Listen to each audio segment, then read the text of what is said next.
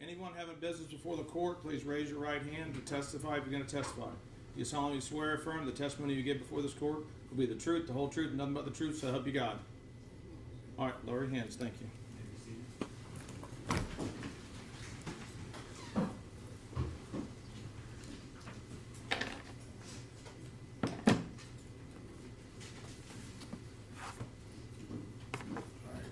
Hang on, Mr. Coleman. Just have a seat. Let me get up and going.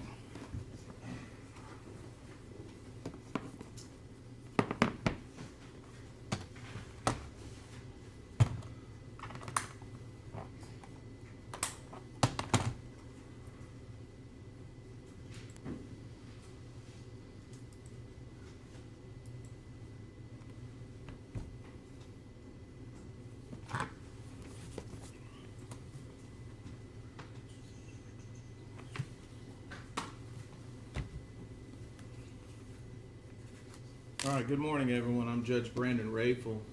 We're here today for the state of Florida versus Tracey Nix sentencing. It's a docket CF 22-289. Please announce from the state's perspective who's here for the record and the defense's perspective, please. Tim Coleman on behalf of the state of Florida, Your Honor. William Fletcher on behalf of the defendant, as well as Joel, as well as Steve Nix. All right, thank you. Is the state ready to proceed? We are, Your Honor. I would just, if Your Honor would indulge me for a moment. Following, this is obviously a very emotional time for a lot of people that are present here in the courtroom. Following the trial, some things were brought to my attention that might be problematic as far as actions after the trial. I'm going to address And that. I would just ask the court to instruct those in attendance that there is a certain level of decorum that the court expects, and there could be consequences should that decorum not be observed. All right, here's what I'm going to tell everybody. But first, is anything from the defense you need me to go? That's right, we agree. All right, so here's this. Every court proceeding, you're to act professional. Whether you like what I do, dislike what I do, like what Mr. Fletcher says, dislike what Mr. Fletcher says, like what the state says, dislike what the state says.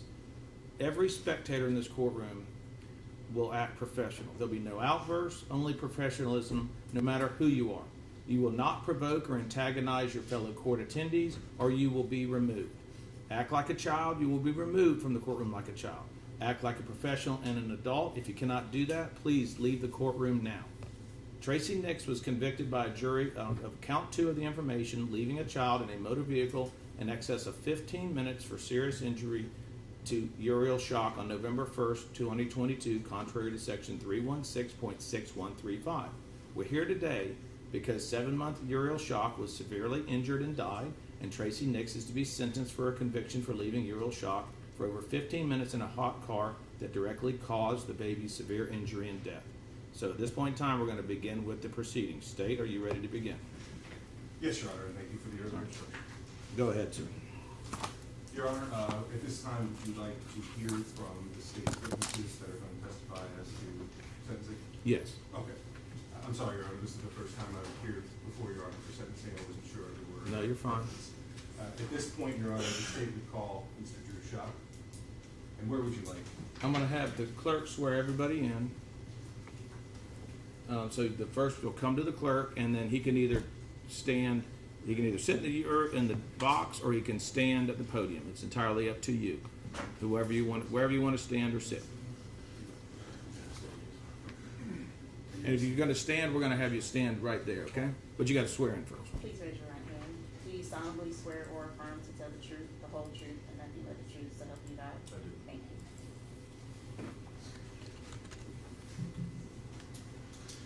And Your Honor, I'll only be putting Mr. Shock's name on the record. Would you just like to make a statement to the court? That's fine, thank you.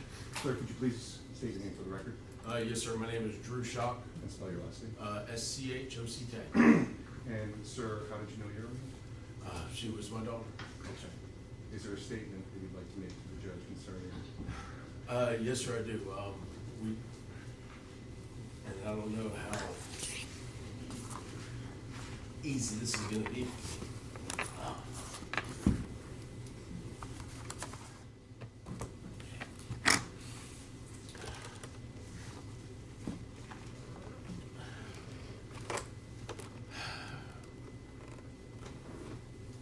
I'm supposed to come up here and really explain to you about my child. We've been doing this for the past 2 years. It's been tough on my wife and myself and our son, and now we have another daughter. And, you know,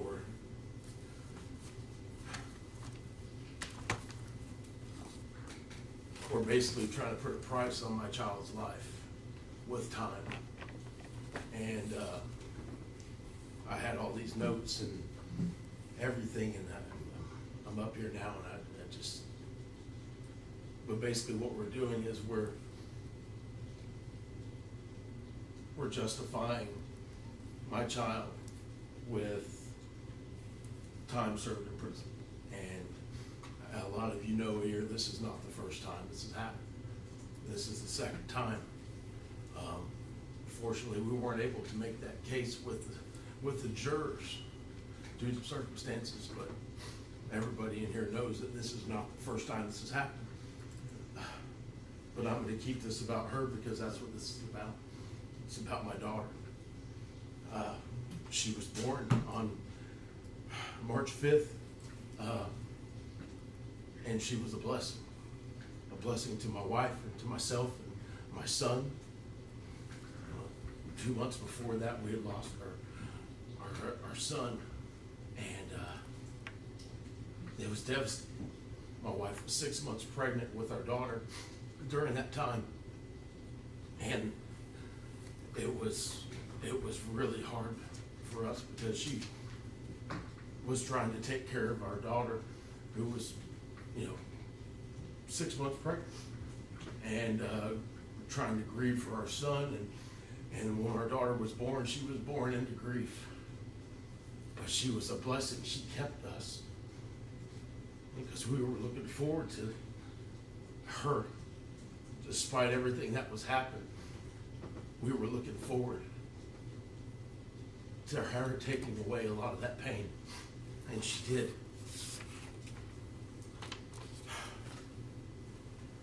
Yeah, we protected her more than you could imagine. As parents, when you lose a child, you become helicopter parents. And you think about all these scenarios. So let me watch over her, let me protect her from this, because you have this living in the back of your mind with our son. And we were very diligent and vigilant with her. My wife and I actually got together when our daughter was born, and we set parameters because of what had happened prior. We told ourselves and said, hey, look, once she gets up to where she can move and walk, we're going to go ahead and restrict her from this location because of past circumstances with our other son. We were nervous about her getting out and around, and when something like this happens, you recede all the way back. You want to protect everything. You put fences around it. We put fences around our oldest son. We wouldn't allow him back over there because of the situation here.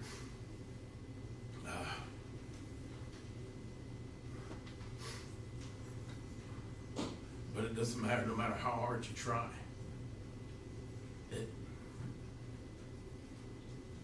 There's just some things that you don't think about. And we, as parents, have to live with that for the rest of our lives. Like I said, I no matter what we do or what we say, I'm always going to feel responsible because these are my children. I am responsible for them. And we're going to carry this. And I'm always going to think about what ifs, or if I wish I would have done this or done that, or if we would have known details about the prior one, if we would have. But all that is it's too little, too late. She was our blessing. When she was born, she was our angel child. She looked so much like our son, it was ridiculous. We seen him every time we looked at her. She looked at us, and it would just cut right through us, and we took that like it was God saying, here you go, here's your other shot. You know what I mean? I know this happened, but I'm going to make this daughter look just like him, and you guys are going to have this. And it was taken from us.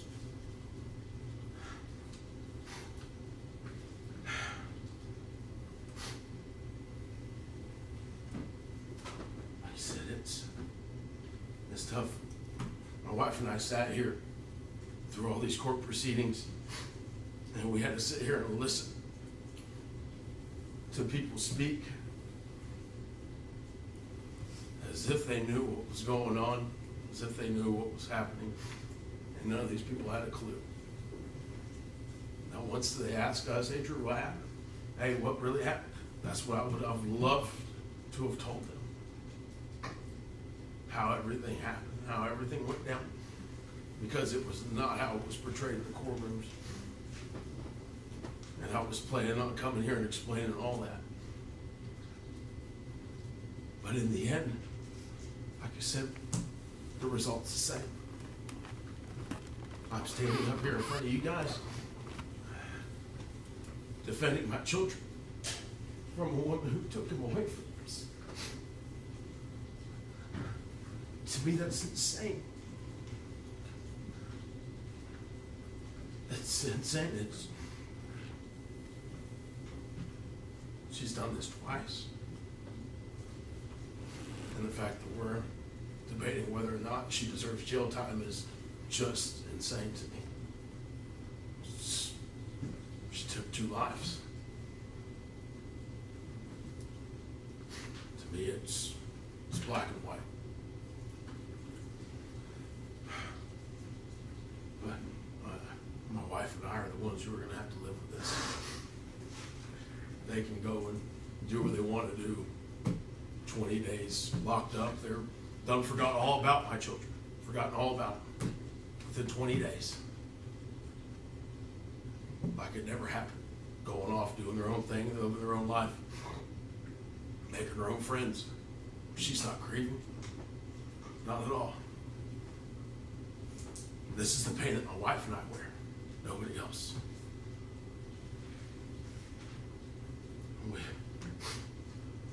We're here for justice. That's what we're here for. For the memory of my kids. I just ask the judge, don't let this be in vain. Because I got a son who still asks about his sister, who still asks about his brother. And as parents, we still haven't told them. But now my son's asking me what happened. And as a parent, that's the hardest thing. Because he's wondering, Dad, why'd you let it happen?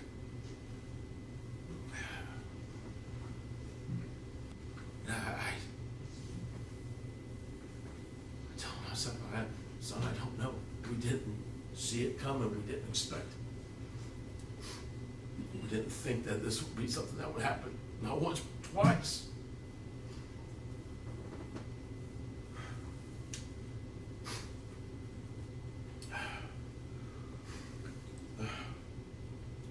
I remember when our daughter was born in the hospital.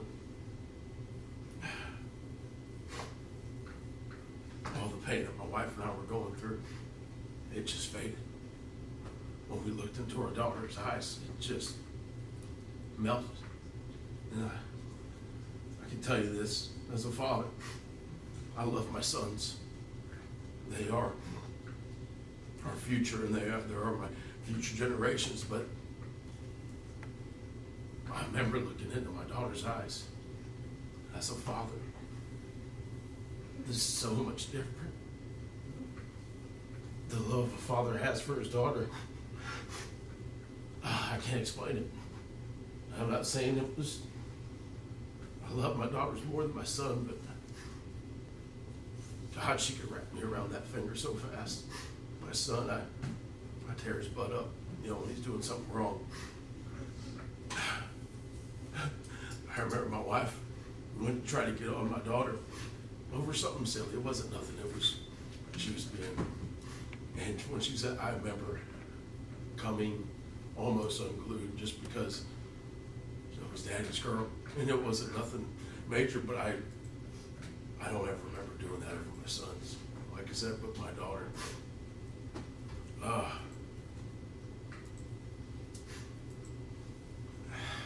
To have that taken away. Now that we have our other daughter, as a parent, it scares me. Because I thought I knew the people that I was sending my child with. I thought I knew them.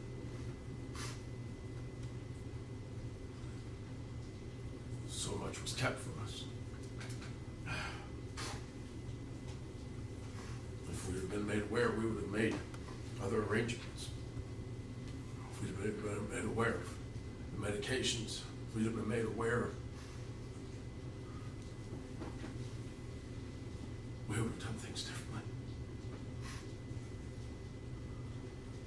And I blame myself because part of that was just wanting to really believe that she was different. I didn't want to tear apart a family after going through so much with this. I didn't want to destroy this. This is my wife's family. Like I said, they had their house dedicated for kids. They had a room set aside especially for kids. And I didn't want to take that from my son. And I wanted my daughter to have that. Now that's pipe dream.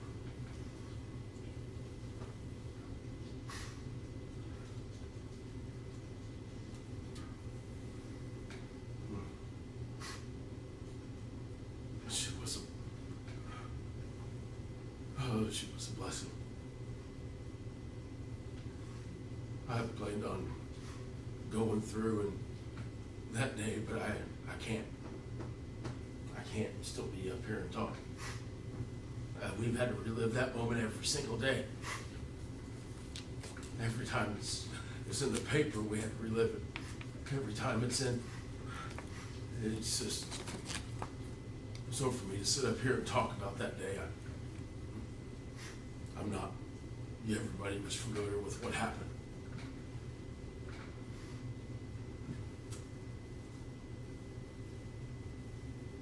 Everybody. I just want you to know that as parents,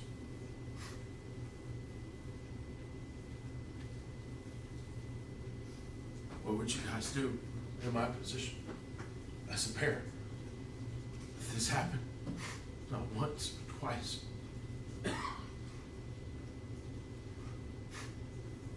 All we can do as parents is try to see it through. That's all we can do. Just make sure that this doesn't happen again. Because nobody thought it would happen the second time. But I'll be damned if I'm going to stand by and let this pass me by and let this continue to happen. Like you said, we're fighting for our kids' names. We're fighting for their memory. And for somebody to just walk away, to think they just deserve to just walk away after what they've done to my family, to my son. It's insane. Like I said, I can't fathom it. To be able to do this to some kids and act like it wasn't your fault, like it was.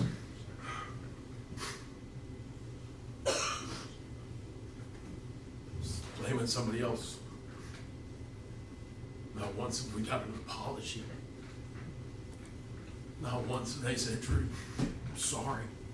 I'm sorry for what we did to your family. I'm sorry. Not once. Because from any of this.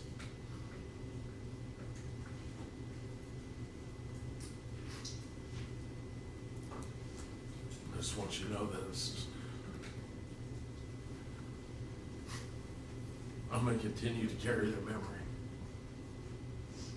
the best the way I know how. I'm going to continue to raise my sons and raise my daughters to do what's right,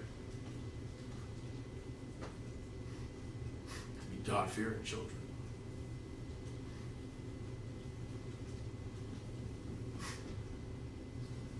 I had some moments where I questioned everything. Well, when you go through stuff like this, you question everything. Question your faith, question everything that you believe, because you just couldn't imagine.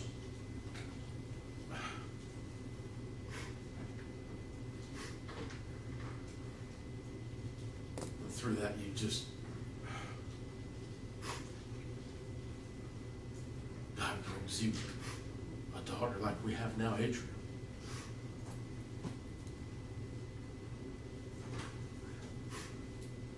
And like you said, when she was born,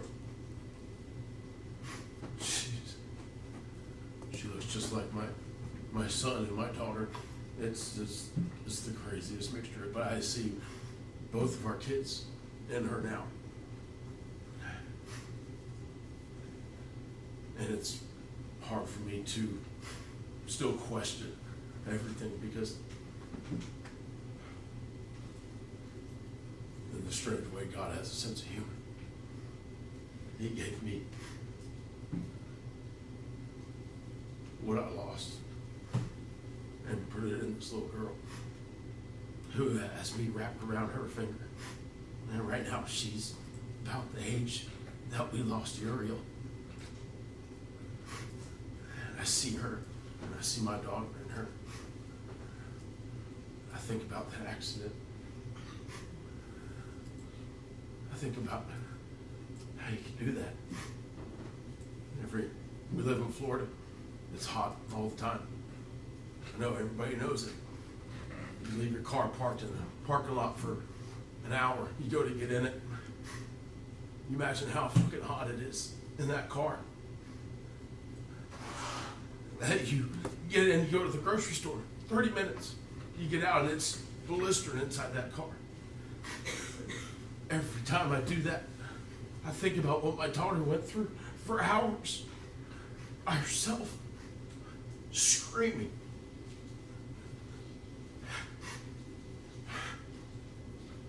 Can't not think about that.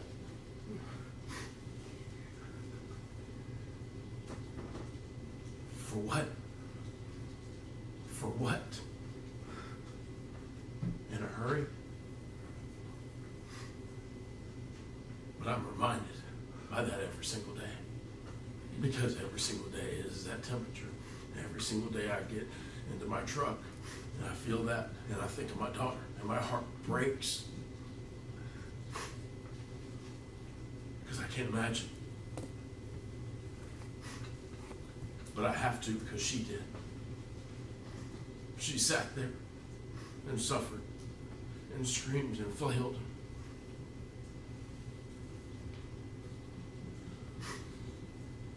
We had already gotten to the scene. Everything was packed up. We went to the hospital.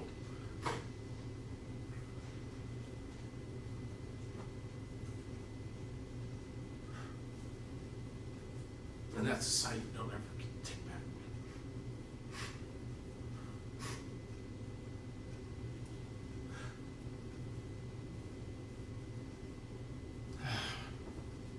Something you don't ever unsee.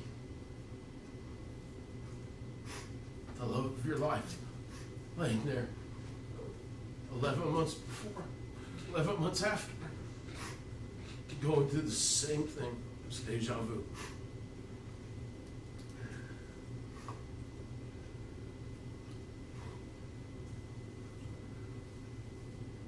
So Judge Adam, as a parent,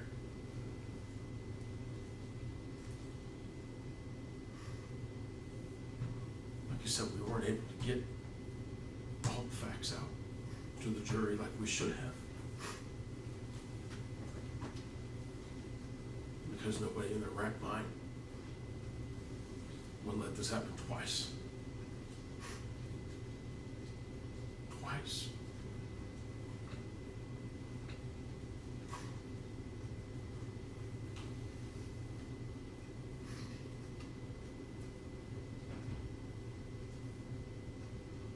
So we just ask that you would just think about this when you sentence.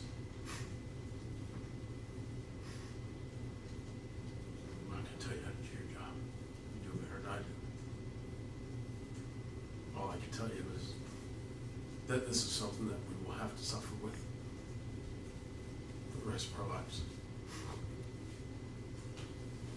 My son no longer has a brother or a sister.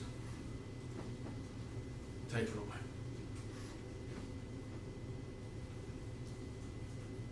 And that's something that we're going to have to live with for the rest of our life. Thank you. Thank you. Anything from the defense? That's right. Sure. Okay, thank you. Thank you, Mr. Schock. Next witness, stay. May I just have one moment?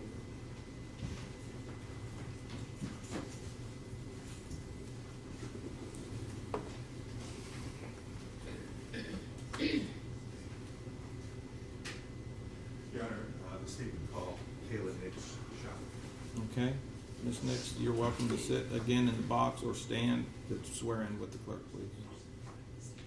Please raise your right hand. Do you solemnly swear or affirm to tell the truth, the whole truth, and nothing but the truth, so help you God?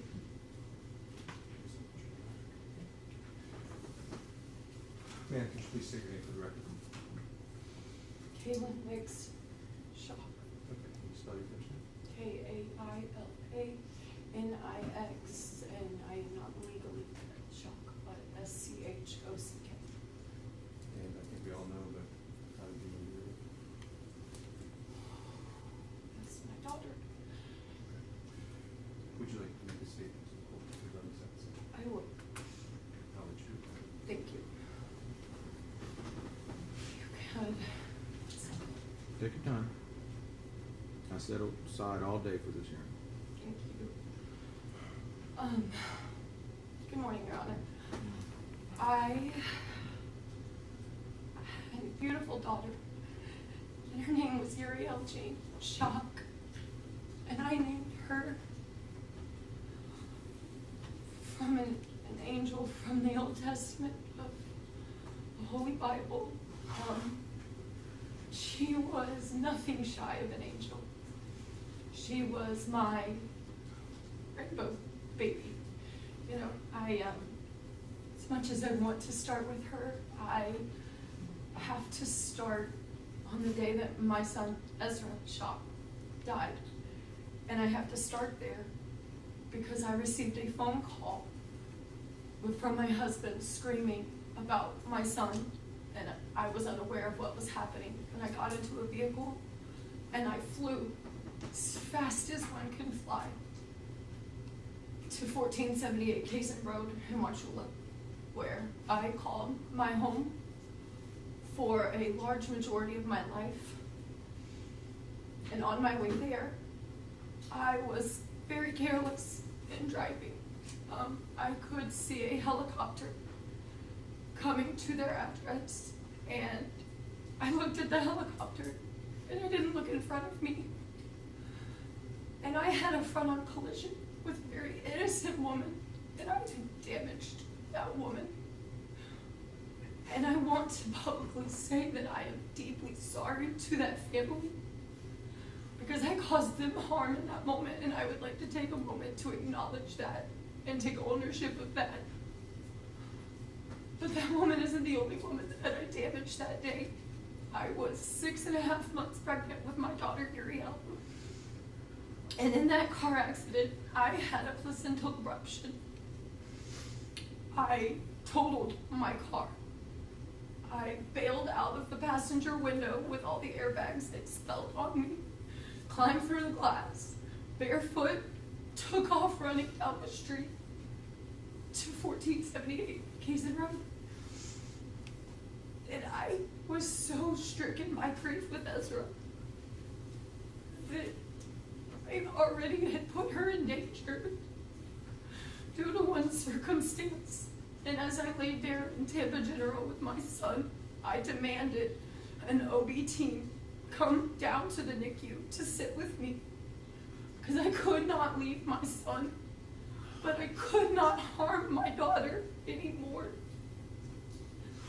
And I sat there for what felt like weeks, but I'm aware that it was less than 24 hours.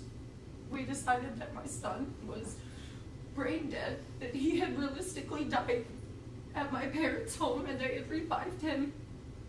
And so I lay there with my husband in my bed, in his bed, 6.5 months pregnant with Ezra's sister, while we took him off of life support and held him next to Uriel while he died. That was the closest they ever were together on this earth. Was her in my stomach, harmed by me.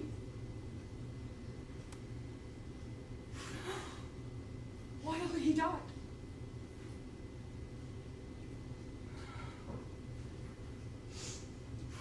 I had my daughter on March 5th. That following year, I had been on very strict bed rest. My sole obsession was Uriel. I had been told by my doctors that I needed to choose. I had to choose whether I mourned Ezra or I saved Uriel. And so I put Ezra in any version of a box that I could find inside my heart. And I put him here in the name of protecting Uriel.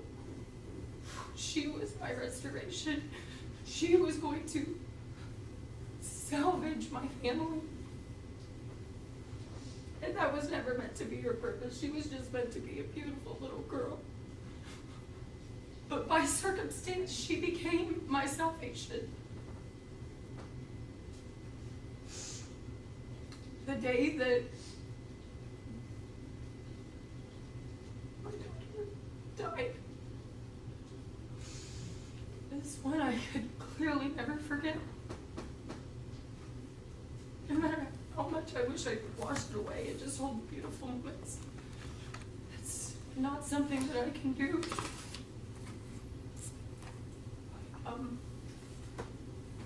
Had a family friend at my door to tell me again that my child was dead, and I screamed at him, "Why are you telling me about this? Why are you here?" And he said, "No, Kayla, it's your daughter. This man I've known my entire life was there to say to me again that I was going to bury a child." The day that I agreed to invite my mom into my daughter's life, I was afraid. It was terrifying. But I wanted restoration with you. I wanted that. I wanted our family. I wanted to save something, Mom. I did. I wanted to save something. And you went. And I don't sit and believe that this was an intentional act. I wore this today. You and my dad gave me because I'm still your daughter. I'm still your daughter. And nothing is changing any of this. I still love you. I hate this. I hate that I had to choose.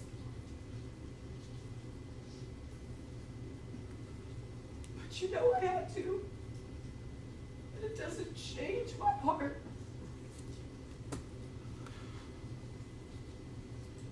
She was gone. I walked in with my husband to the hospital to identify her body. And I had never felt, well, actually that's not true. I felt that air leave my body before. When Ezra died in my arms, I felt it. But this time she didn't die in my arms. She was just there, gone. My beautiful daughter was gone. The officers on site were concerned for my physical safety in that moment. They could not rationalize how one human could bear the weight of this reality, at which point they decided to take me to Tri-County. And it's not something I've spoken on before, but they brought me to Bartow. And I was on the other side of the door, and I could hear you on the other side of the door talking as I sat there. And I just remember feeling so alone in that moment.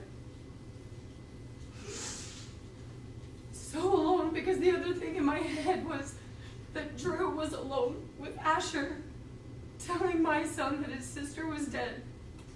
And his next question was, "Where's my mom?"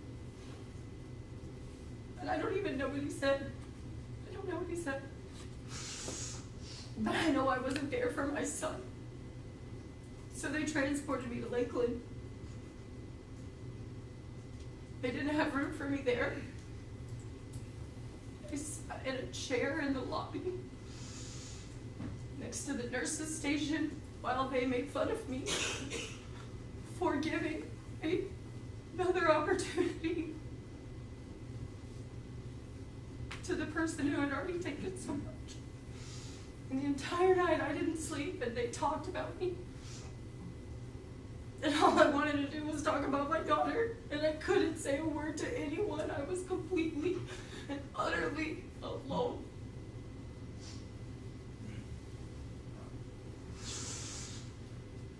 And morning I was exposed to horrific things. Mentally ill men across the table doing disgusting things under it, while I just sat there alone, waiting to be saved. Anybody who would give me, because I was not suicidal. And yet there was damage there too. Your daughter died and somebody's masturbating under the table. It's horrifying.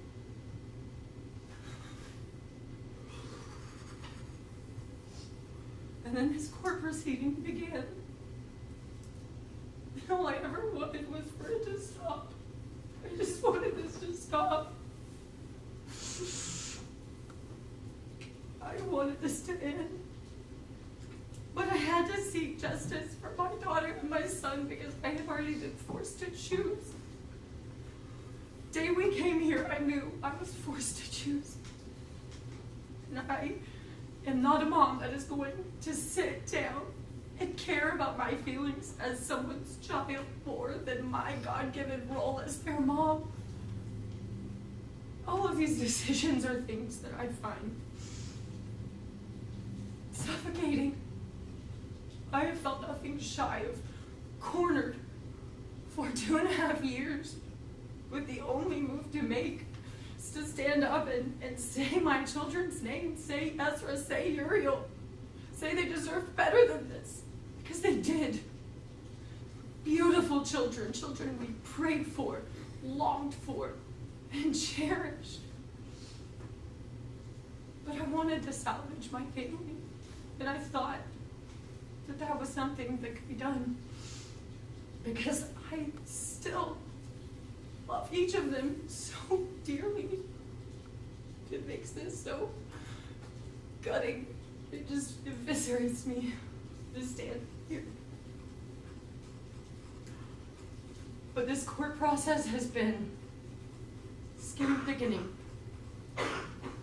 As we've gone through, I have had to find my strength and find my voice and find a way to survive this. Survive what my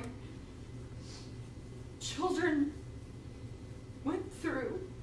My son is now 6, his name is Asher.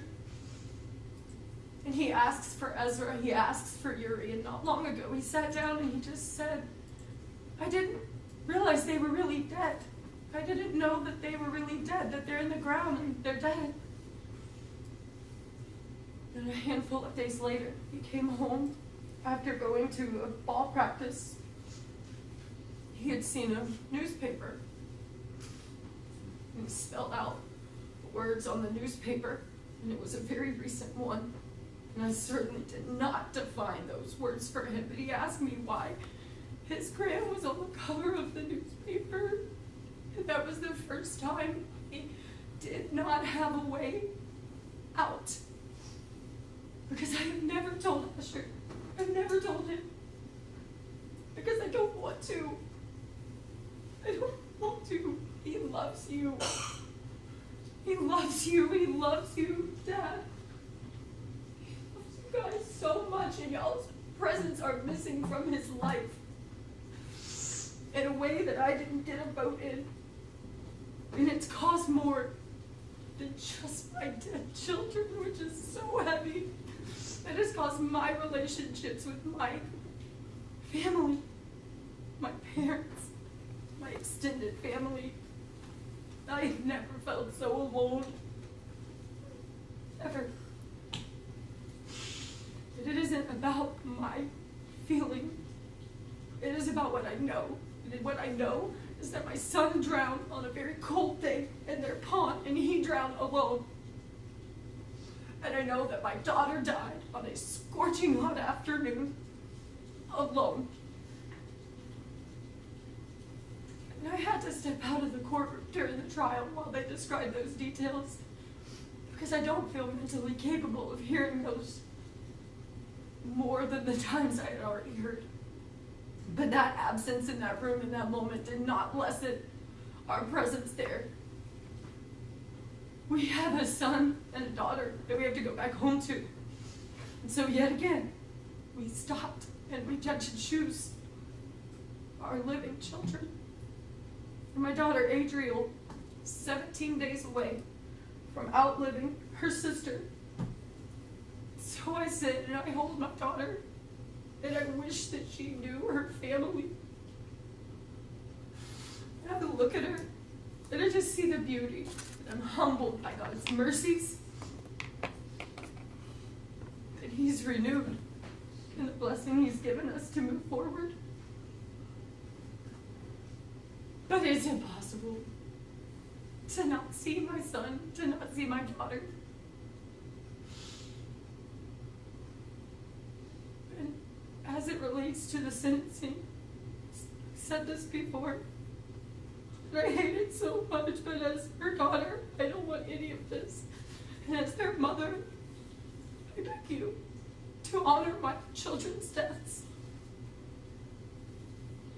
It doesn't lessen my love for my mom. It doesn't lessen my love for my father. It doesn't lessen any of it. But as I've had to explain to my son, there are times where things happen and they're not on purpose and no one meant harm in those moments. But there are real consequences. And this is a moment that I struggle to say that. Because I just want some version of a family that I've lost. Family my children have lost. It's not coming back. You know? And while there's room for restoration, I do put forth the request that you honor my children's deaths when you consider the sentencing. And I love you. That has not changed. And I appreciate you. Look at me. Thank you.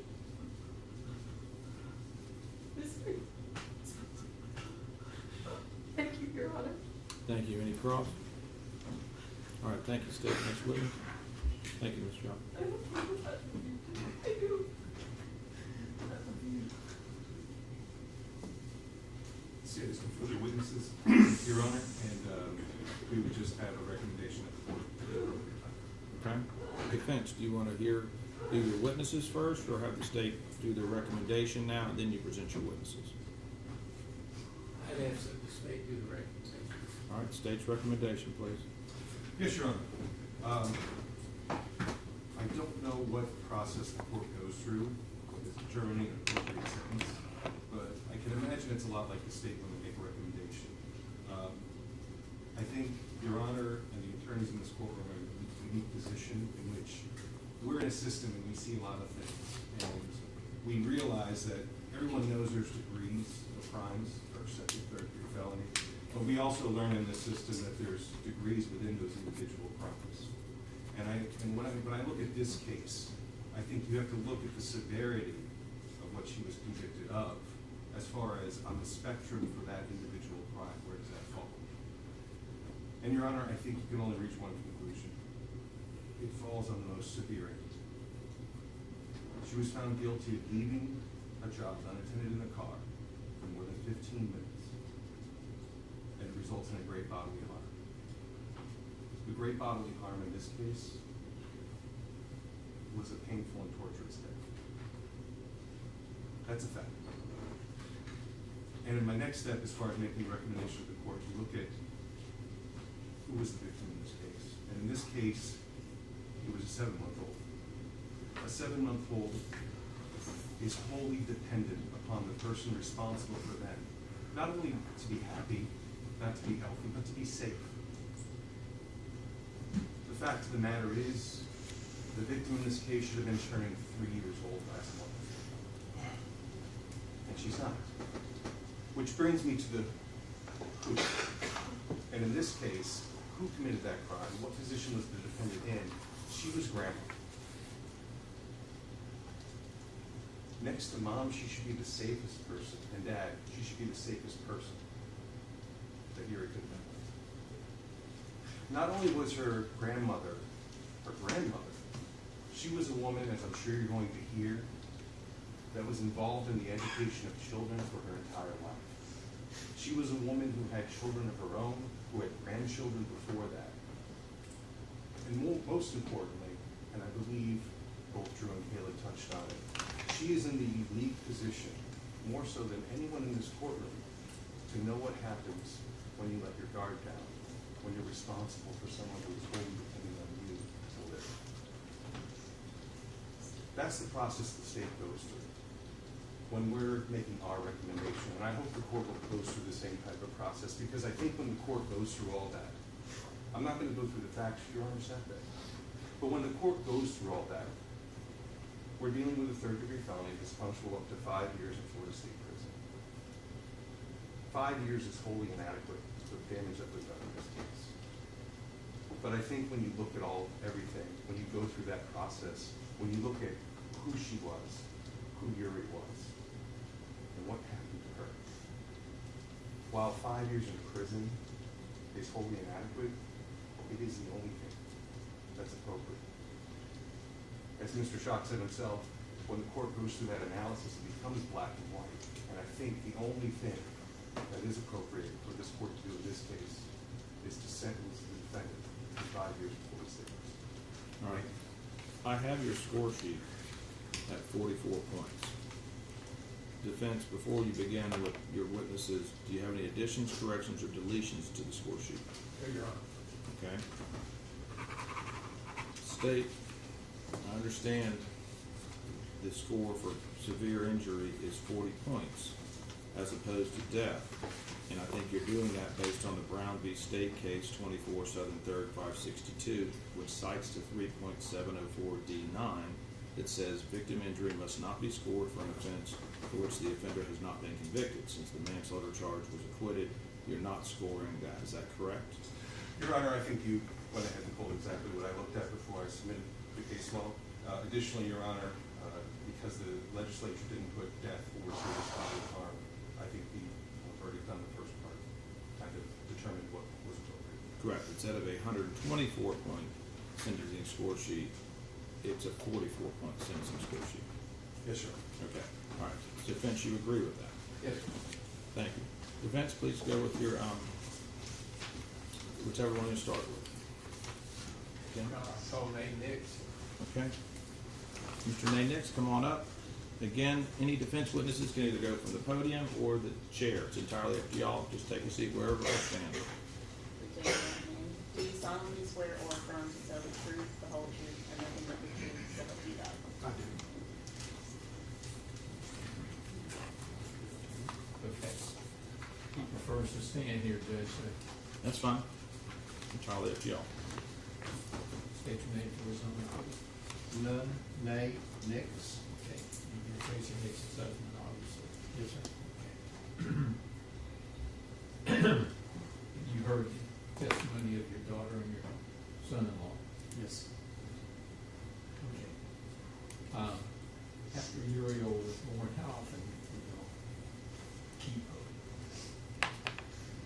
Depending on the week, depending on what Kayla and Drew needed, we were keeping them anywhere from 2 to 5 days a week. Okay. All right. And you've heard them talk about the first child when you were there. gone over that, we got a ruling on that. And I know you testified that Tracey and the baby were sleeping, you slipped out and went shopping while they were sleeping. Regarding the board. Yes. Okay. Did you, or do you knowledge, Tracey, try to keep any of those details from them? No, we did not.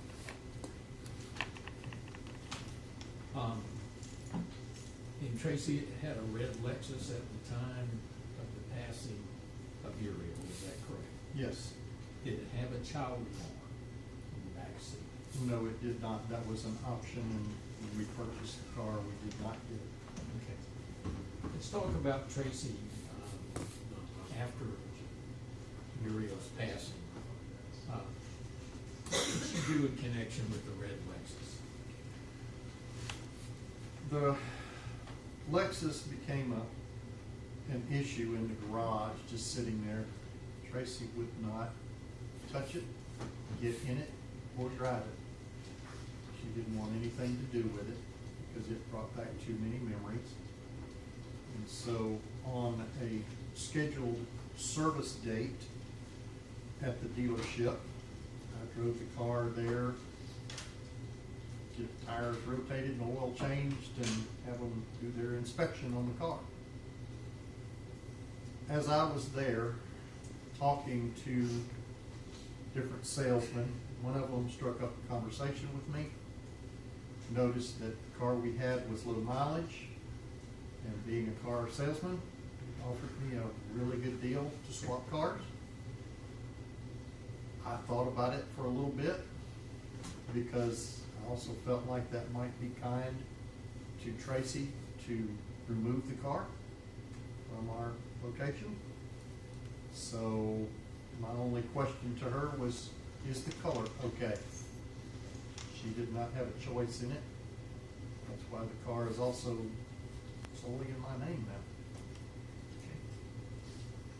So you got rid of the red Lexus and you bought a new Lexus? Yes. Okay. All right.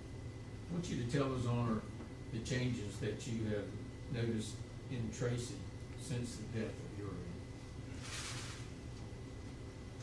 Tracey mourned in silence, more at the house, more away from people.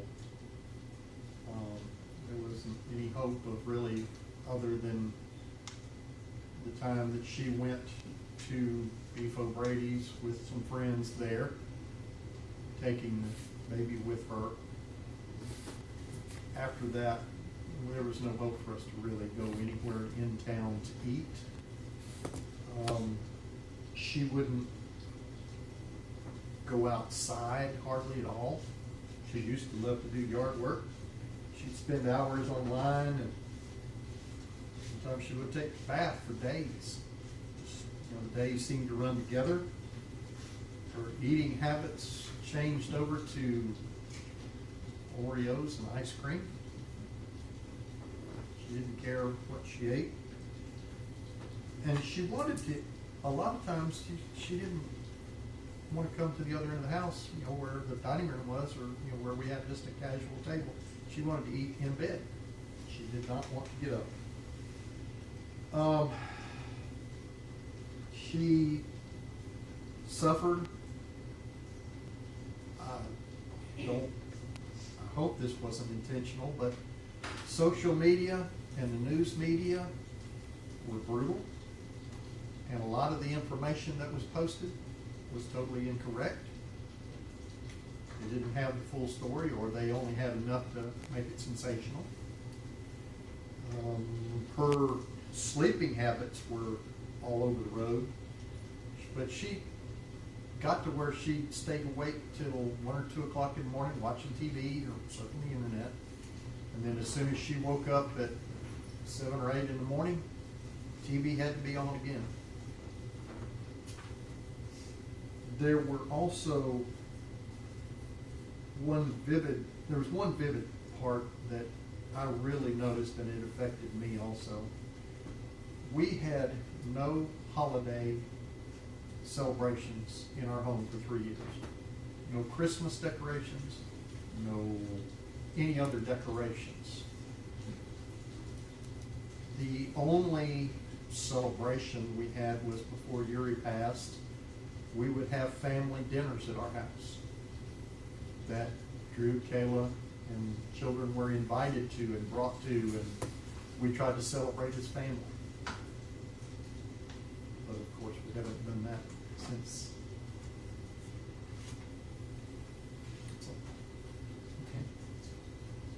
Okay. You had some pigs at your house. Is that correct? Yes, we did, in enclosed pens. Our other two grandsons had 4-H and now FFA pigs that we allowed them to have at our house because, of course, we were further out in the country and they were able to come and work with them, clean up after them, feed them, water them, and on occasion, the boys would want to go fishing in the pond, would want to do stuff. Tracey never, ever came out. Tracey never spoke to them, ever, during that time. Whenever those boys were there, they were outside with me and me only. What about, after Uriel's passing, what did she do regarding her hobbies? Two of her hobbies were very important to her, only because she was passionate when she did something. One of the hobbies was wanting to learn to play the piano. As soon as Muriel passed, she hasn't touched the piano again. I continue to wonder if I need to get rid of it, move it out, try to be kind and remove that from her view if she ever got to come home. The other is she loved to do oil paintings and drawings. And she used to be very proficient in those and could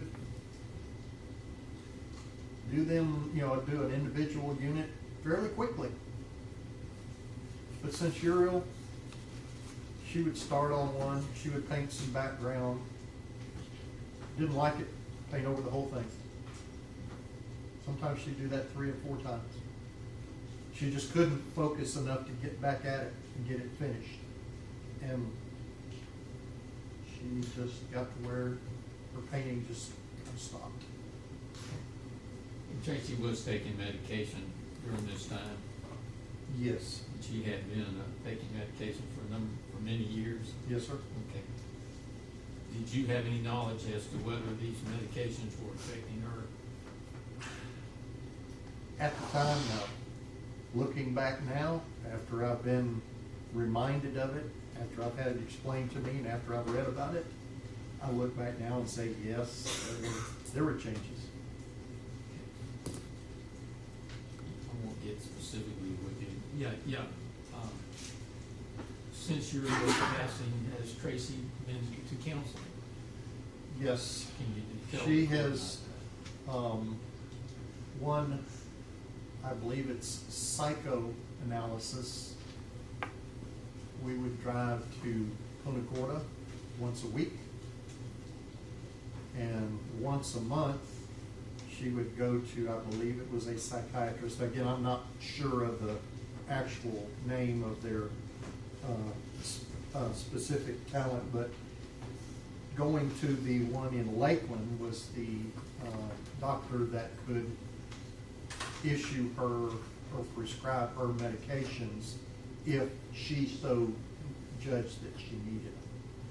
After a year and a half, the doctor in Punta Gorda left their practice, moved to New York, and we were able to find a comparable doctor in the same building with the other doctor in Lakeland. So we consistently, once a week, would go up there. Did she also have some inpatient treatment? She had inpatient treatment first at Peace River. You know how Center. long that, you know how long that was? That was for 2 weeks. And then I hunted all over the eastern United States trying to find a facility that Tracey felt like would help her. She had specific criteria of what she felt like she needed help with. And so I hunted, and finally was able to locate a facility up in St. Cloud. And that facility allowed her at least a 30-day treatment. I think it was actually a little longer than that, but she was able to be inpatient. I was able to visit her once a week on a Saturday, but that was it. There was no other discussion or conversation with her. You have family photos at the house Yes, we do, of all of our family. still there? They're still there. We still have pictures of Uriel and Ezra and Asher, and we have Adriel, and we have our other grandsons, our other daughter and son-in-law, Drew, Kayla, and our extended family, all on the same rotating picture screen. I'm sure you love your daughter Kayla as well. Yes, I do. And it has been difficult to follow the direction of the court that we not talk. I've tried to go to visit with Asher some. We've tried to remember every birthday, every time, for both Asher as well as Drew and Kayla. Kayla, I'm sorry, Tracey loves her Yes. kids and her grandkids also. I'm sure Yes, of that. very much so. Thank you. Any questions by the state? No, Your Honor. Thank you. Thank you. Next witness, Mr. Fletcher. Call Dr. Estevez, Your Honor. All right, let's bring him on up. What's his first name? Is that correct? Please raise your right hand. Do you solemnly swear or affirm to tell the truth, the whole truth, and nothing but the truth, so help you God? Thank you. You rather sit? You rather sit, Your Honor? That's fine.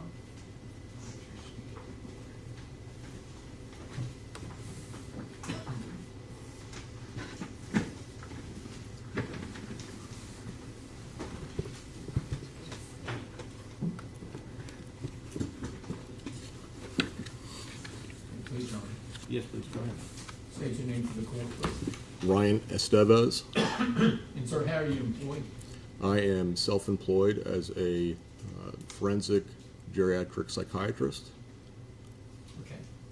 And can you tell briefly, if you can, your education, training, and experience in that regard? Sure. I have degrees from Harvard, Stanford, Tufts, UCLA, University of Florida, and University of Texas, and another one from Stanford. The degrees are as followed. It's a 4 years degree, a bachelor's degree in psychology, a 2 years master's in public health, a 2-year degree in social psychology with an emphasis in criminal justice and delinquency, a 4-year medical degree, a 5-year PhD in experimental health psychology with an emphasis in neuropsychopharmacology, a year degree in medicine and neurology, a 4-year residency in general psychiatry, and 3 separate 1-year fellowships in geriatric psychiatry and neurobehavior and forensic psychiatry. Okay. Are you board certified in any areas of medicine? Yes, I have 6 board certifications. They are in general adult psychiatry, forensic psychiatry, geriatric psychiatry, consultation liaison psychiatry, addiction medicine, and psychosomatic medicine. Okay. And and have any training, education, experience in psychiatry and the law? Yes, so social psychology, if you concentrate on the law, that has to do with how groups act in general and what motivates groups to act. And so I have a master's in social psychology, but I also have a forensic psychiatry training, and that is psychiatry as it relates to the law. So what motivates people's behaviors, and in that case, not just in general, but as they apply to criminality, and how that interacts with the law, how the two systems interact. Okay. And have you testified in that capacity in court? Yes. And any idea how many times in Florida? I don't keep track of how many times I've testified. It's in the tens, 100 times perhaps. Okay. And you testify in other states also? Not anymore, but I have testified in California and in Texas. Okay. You also have a degree in psychopharmacology. Yes, that's part of my doctoral degree. Okay. You're published? I am, yes. Okay. And you were obviously a witness in this case? That's correct. Okay. You've been involved in this case for well over a year, perhaps? I think since spring of 2023. Okay. And can you tell the court what you did in this case? Sure. So I did what I do in any case that I'm asked to look at, and that's get information. I requested all of the available medical and police and any other information that might be relevant.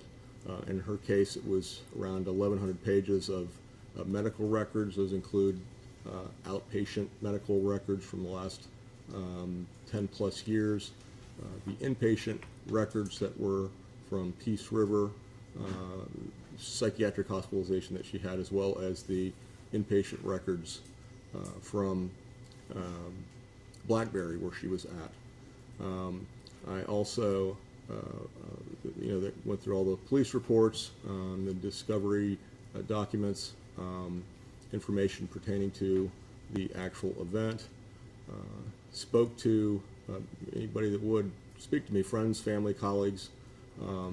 I ordered an MRI of her brain, spoke with one of the country's leading neuroradiologists regarding that study, got neuropsychological testing, and then most important is that I did a psychiatric evaluation of Miss Nix, and have followed up with her on multiple occasions. Okay. And did you form any opinions to a reasonable medical certainty regarding this? I did. Can you tell the court about that? Sure. So, you start out with not knowing anything other than kind of the headlines of what happened. A child is with guardian and grandparents in this case, and dies. So that's got a very visceral, sort of shocking feeling to it. And you begin to step back, at least in my position, is trying to figure out, well, what, if anything, contributed to that? You're, somebody that's in my position, that has spent a lot of time in dealing with the criminal justice system, the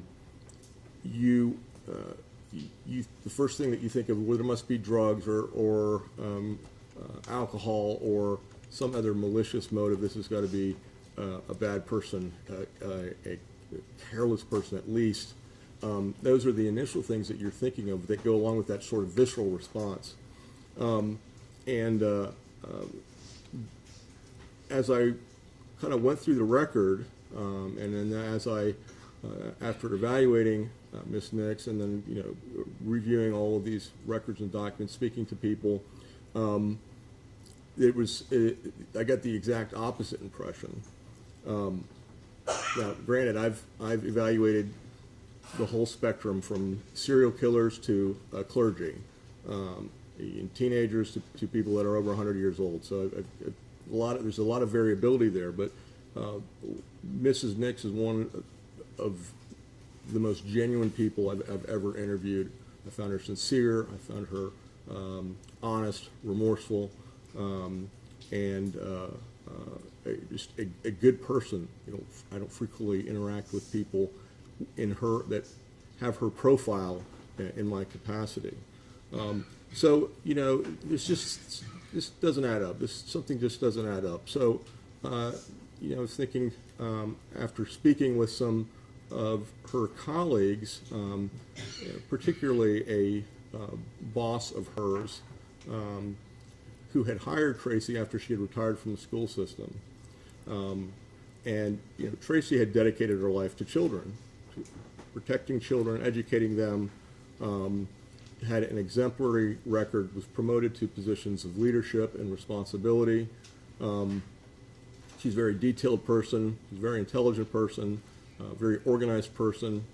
And so this made sense that one of her, I don't know if I want to say friends, but a colleague that was on friendly terms, hired her to be she was opening a school, and she hired her to be a teacher. And a very interesting document that was, in all of these hundreds and hundreds of pages that I came across was a very well-written, articulate, detailed letter of explaining to Miss Nix why she would not be coming back to the school the following year. And I was amazed at the things that were in there. It was because she was doing things that were not like she had been previously, and also not the way that I had seen her or had tested her. These things were as simple as giving the wrong homework to children, swapping homework assignments, giving books from last week as opposed to this week, just these very simple sort of errors that have to do more with attention, concentration, focus, and those sorts of things. And when I spoke to the principal about this at Hart, she said, I couldn't make sense of it. It was so out of character for her, but nonetheless, it was there. And so this did not reconcile with the testing I had done with her and the testing that I had then gotten, further testing with a neuropsychologist. It said that she wasn't having difficulties with her attention, concentration, and focus. I think I kind of solved it when I got to her list of medications from the pharmacy that you get. They can give you, if you order a historical record of the medications that she's been on for the time that she's gone to that pharmacy, and went back about 15 years, I guess. And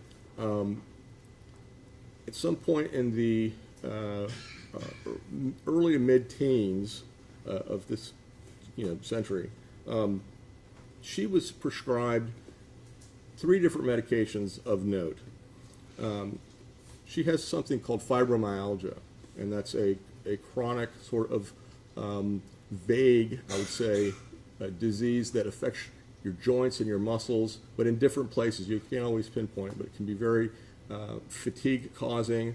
Sometimes it can hurt really bad, other times not as much, but it's a chronic sort of thing.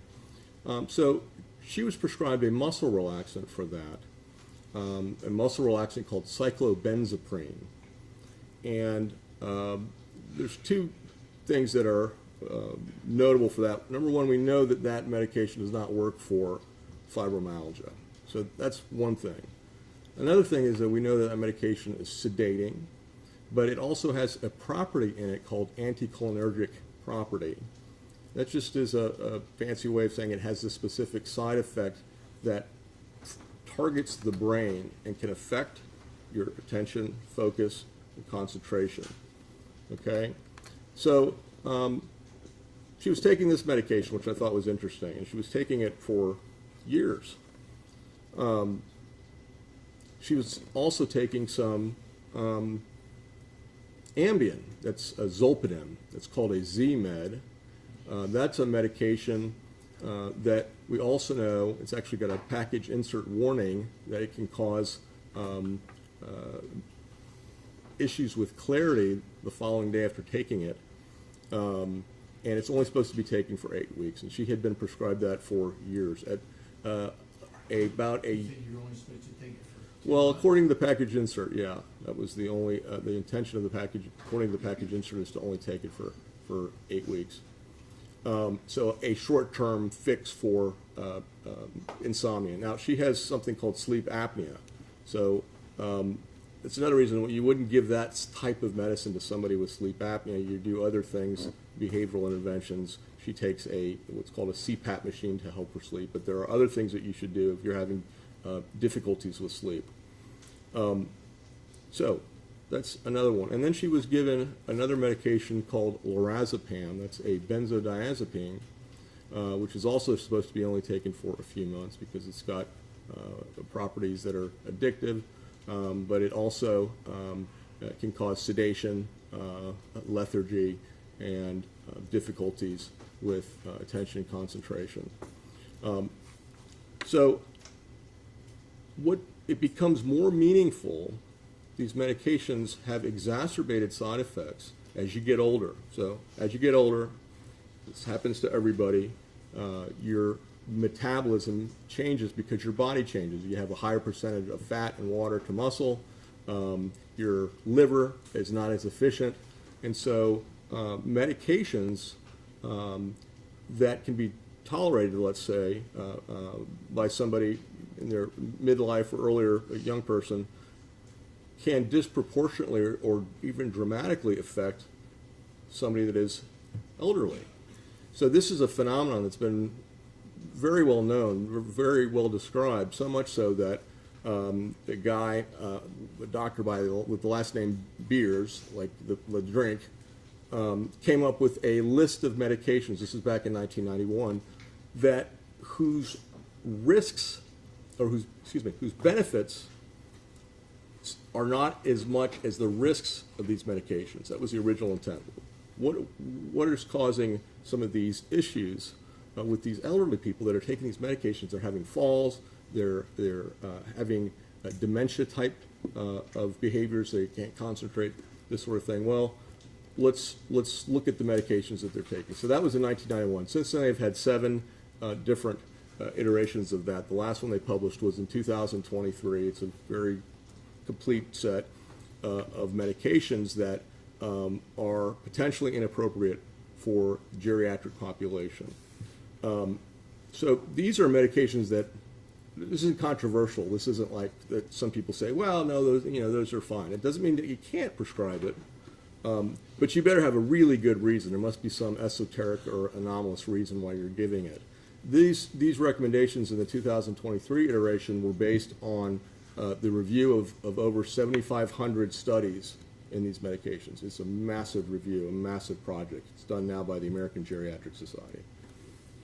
So these medications that I'm talking about that I noticed, and I knew this because if you see geriatric patients, you should know that list anyway. So I recognize them, but sure enough, all 3 of these are on the Beers list. Medications that you should not be prescribing for elderly patients. These medications, each one individually, can cause negative effects on elderly people. They can cause, in the body, but in most importantly in the brain. And together, 2 of them, 3 of them act synergistically. And so when I asked Tracey, what do you think happened? Why would you fall asleep? Why would you not be vigilant and alert? Something that she had demonstrated being her entire life as somebody that is committed to protecting and educating children. She didn't have a good answer. She said, I don't know. I just was so tired. I just sat down. The next thing I knew, I was asleep. And didn't have an explanation for it. In other words, she didn't know that these medications might be causing it. She's taking medications that were prescribed for her. And so I think after reviewing everything that that had a real dramatic effect on her and contributed to this happening. In other words, if she had not been on those medications, I do not think that this whole event would have happened. Okay. Talk about Ambien. What kind of dose was she on with respect to Ambien, we'll say at the end of her taking that? Well, she was on actually double the maximum recommended dose. She was having difficulty sleeping. She was still having difficulty sleeping. The dose was doubled. I think this was less than a year from the event in question. So she had been taking double the dose for a long time. Okay.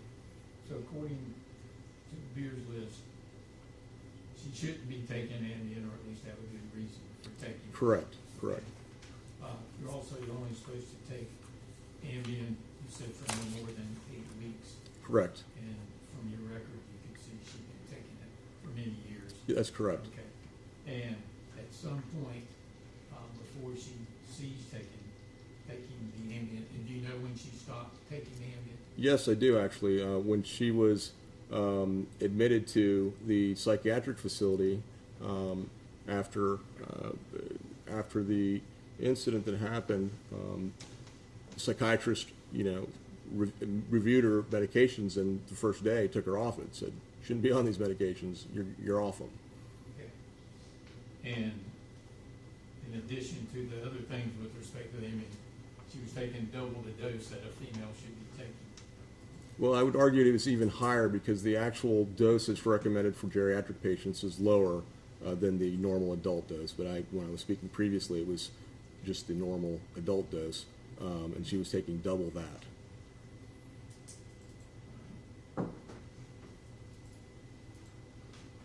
Anything else that you did with respect to your findings and your evaluation here? In regards to that review, no, I don't believe so. Pretty much covered it. Yes. Could I have one more, Sean? Please.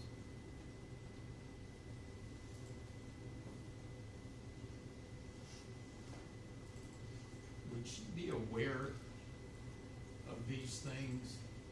When she's on these meds, would she be aware of what these meds are doing to her? So it's a good question because you would think that you would, but these medications are not like having some whiskey, and you know what happens if you drink a lot of whiskey. You're going to be drunk. You know that pretty quickly. One of the problems with these medications is that they build up over time. Let's take cyclobenzaprine. It takes approximately 15 weeks for the body to completely metabolize one dose of cyclobenzaprine. It has something what we call a half-life, which is a fancy way of talking about how fast a medication can metabolize a drug. Cyclobenzaprine has a long one. It is 15 weeks. So you can imagine taking that over time, especially if you're an elderly person, that medication is going to build up and build up and build up. If you're not metabolizing it as fast as you otherwise would, it's going to build up. And so you'll see these effects happen inconsistently during certain periods, like when you're tired, let's say, it would happen more so than when we wouldn't be, if you didn't get rested well, and you would see them more as you age, but also the longer that you take them because of the buildup of these medications. The people closest to her, like her husband, they noticed these things, that maybe it was affecting her, it wasn't affecting her? I don't think so. They can. I run a memory disorders clinic, and I have a lot of people that come in and that I pretty quickly know are experiencing some form of dementia, and I'll ask their spouse, their kids, have you not noticed anything going on? No, not really. How about the car accident, the 3 car accidents they've been in the last 6 months? Yeah, but he was tired during those days. So when you're close to somebody, and every single day, you're less likely to notice, first of all, changes that are happening. It's much easier to notice changes if you see somebody on one day and then you see them again, the same person, a month or 3 months or 6 months. Wow, they've changed, they've aged. There's a difference there. If you're with somebody every day, you're less likely to see those changes, especially if they're subtle. And so I don't think that they necessarily would have been noticed. Also, just my experience, loved ones are less likely to ascribe negative sorts of things or changes that happen to people in the worst terms. So it's easier to say someone's having a bad day than somebody's brain is failing. So that's why I think this letter that I found from her boss, her principal, that was just so detailed and so articulate, and giving out lots of examples of what's going on. She noticed that there were some changes, but she was not emotionally attached that way. She was trying to run a school, and she wasn't with her on a single daily basis. To answer your question is, I just don't think so that you would really notice anything like that. I'm gonna try to pronounce this word. Anosognosia. Anosognosia. Can you tell the court what is that? So that's a phenomenon that is described in my field that is common in mental illness and in cognitive disease, where the person does not recognize that they are either sick or that they're having cognitive difficulties. And I'm sure most people have experienced a friend or neighbor or loved one that has had dementia who has no idea that they already ask them how they're doing. Oh, I'm doing great, no problem. How's your memory? No, yeah, it's just great. And then they proceed to ask you, how you're doing, how your kids are for the next, 3 times in the conversation. But they have no actual understanding of that. And it's also applied to severe mental illness in terms of predominantly schizophrenics that are hallucinating or having delusions, and they don't realize or recognize that these things are hallucinations or delusions. They're quite real to them. And when you began your interviews and your, let's say, involvement in this case, Tracey had been off that medication for a good period of time. That's correct. So that accounted for that discrepancy, because when I was, reading these things that had happened and their description of her versus my observations of her and this neuropsychological, neuropsychiatric testing that she had done that didn't reconcile with that, I said, I've got to make sense of this data. This doesn't make sense. And she had been off the medication when I saw her over a year, when I saw her for the first time, a year plus. And so the medication finally had an opportunity to get out of her system. This medication, including the Ambien, you indicated was prescribed to her long-term by her medical care practitioner. Correct. So it was a physician assistant, but Not a doctor, not an it wasn't. But he was her healthcare provider. He was prescribing the medications legally to her. She was taking them as prescribed. Okay. In your, let's say, your hat as a social psychologist, you've testified in court regarding the five components of justice. So as one of the duties that I've been trained on and that I've done many times is in mitigating and aggravating circumstances for sentencing. That's done predominantly in capital cases that I've testified in, but I've done some in non-capital cases too. Okay. And then looked at that with respect to this case. Sure. So I think that. Can you tell the court? Sure. Absolutely. I think that there are multiple mitigation circumstances that are applicable in this case. We had just talked about the influence that I don't think she was aware of at all, that the medications were having on her and how that affected her cognition, her attention, her concentration. But there are also, I'll just go through how we describe them in my field. The components of that there's 5 different components to the justice and the punishment aspects of that. And they're retribution, rehabilitation, restitution, incapacitation, and deterrence.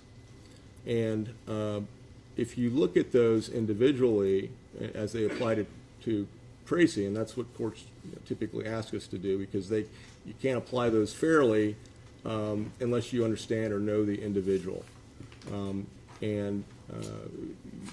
Once you know the individual, then you can make attempts to kind of advise the court or to educate the court before they make their decision.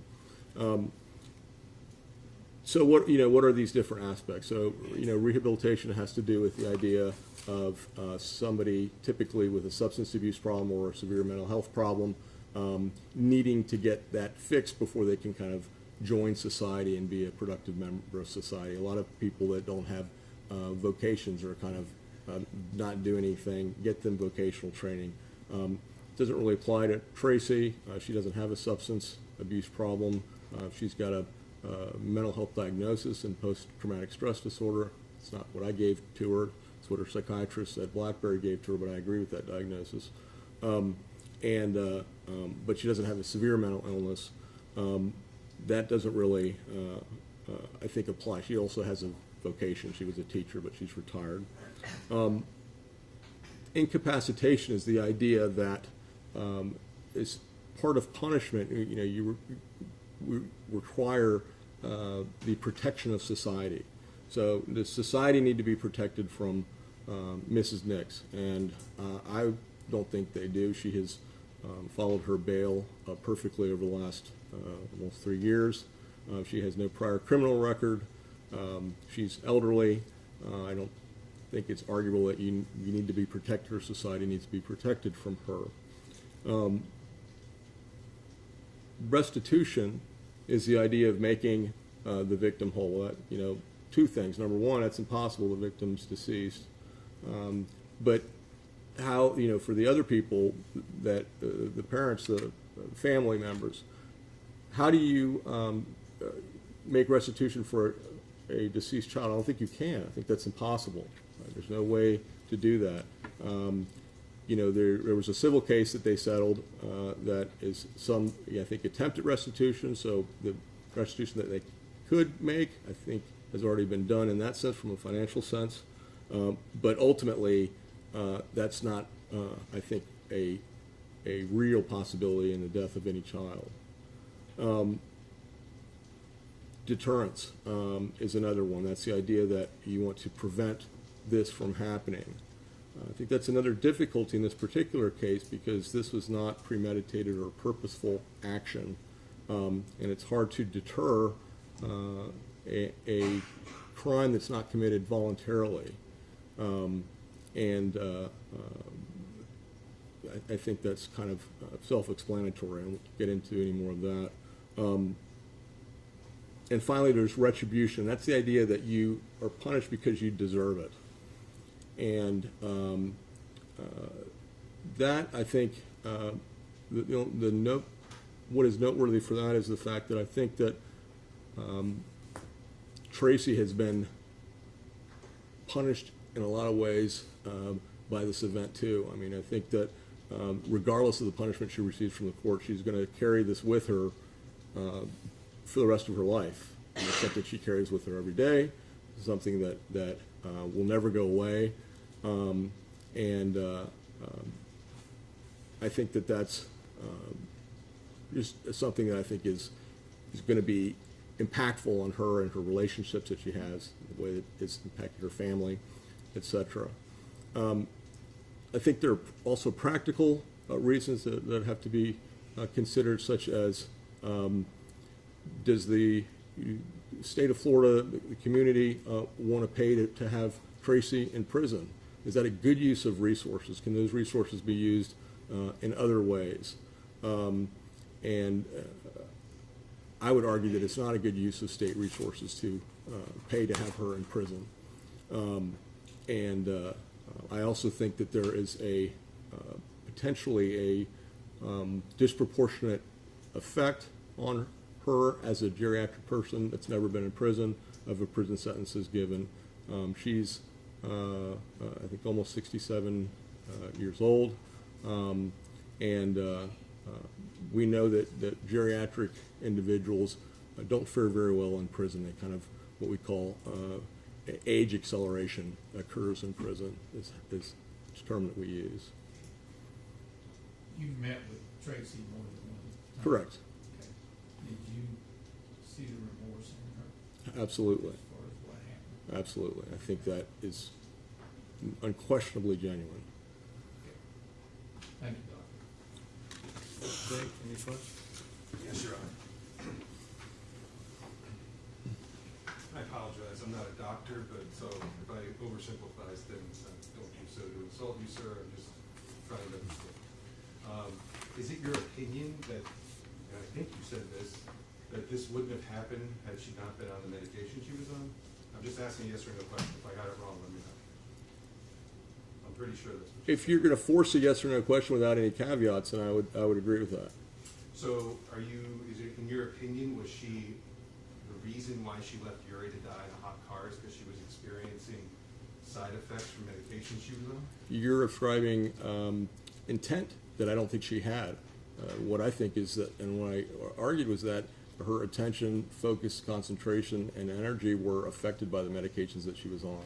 I'm asking you very particularly, can you tell us that was affecting her at the time she left Yes. Uri to die in a hot car?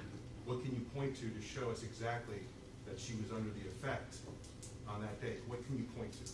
Well, I told you, went through that at length about the effects. You want to go through the medications No, again? I'm not asking for your opinion based upon medications. I want to know, is there any one specific thing you can point to that day that shows us you're correct in your opinion?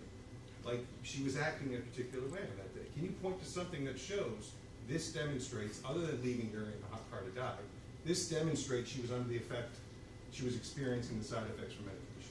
I think it's a natural deduction from the review of all of the evidence. So let me ask you this. You talked about your review of the evidence. There is a video in this case of her at Beef O'Brady's. Did you review that? Yes? Okay. And so you got to see how she interacted at Beef O'Brady's. Correct? You got to see how attentive she was to Uri. Correct? You would agree with me she was very attentive? I do, yes. You agree with me she took care of her needs? Correct? You would agree with me that she brought in a backpack full of supplies for Uri? I don't remember that specifically, but I'll take your word for it. Fair enough. You would agree with me she didn't forget Uri in the car at Beef O'Brady's. No, she did not. And when she left, and she was there for, what, over an hour? I don't remember how long she was. I would assume it was that. So for an entire lunch. Sure. And you would agree with me that she didn't leave the restaurant without taking Uri with her? I would agree with that, yes. And you would agree with me that when she got back to her car, she put her in a car seat like a person should, right? Correct? Strapped her in? Correct? Okay. So you would agree with me that what you saw in that video is a person who is not exhibiting any side effects that you're talking about? I would agree that in at that particular instance, you cannot see them from a perspective of somebody taking a video of that.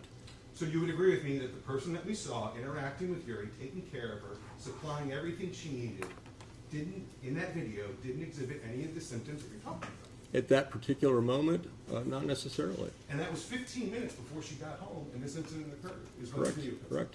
Okay. Now, as part of your opinion too, when you were asked about your opinion, and I'm just trying to clarify, you said that you believe the defendant is a good person and a genuine person? I do. Is that your expert opinion?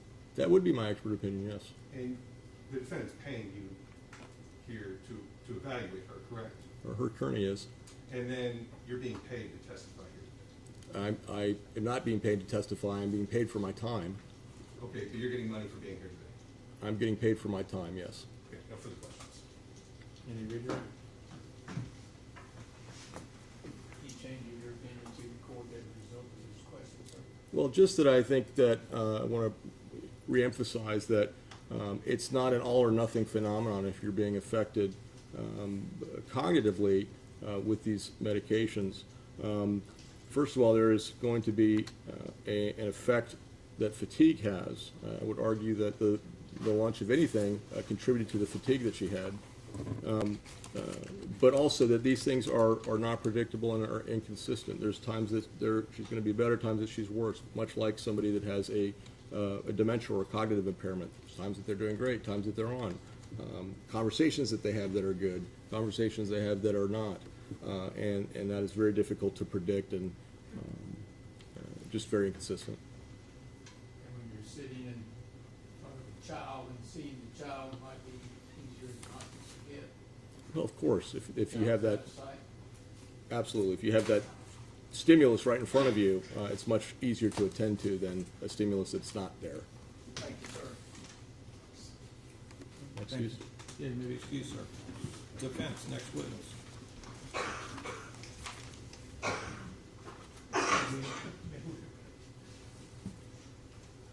Go ahead. We'll take a short break. 10 minutes, everyone?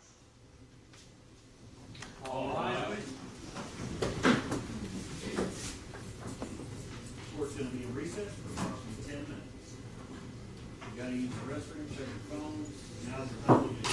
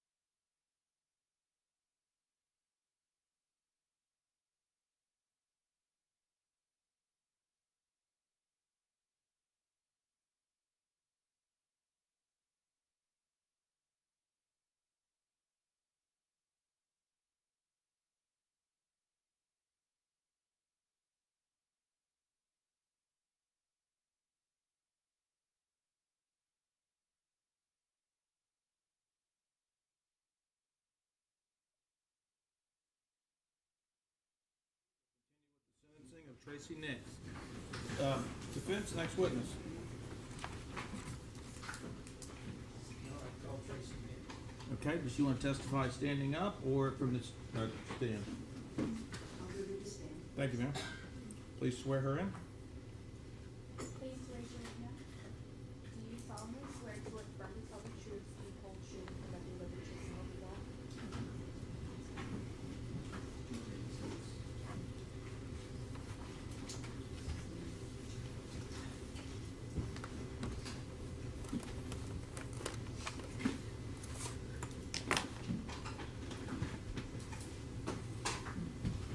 Go ahead. Please, Your Honor. Yes. Thank you. State your name, please.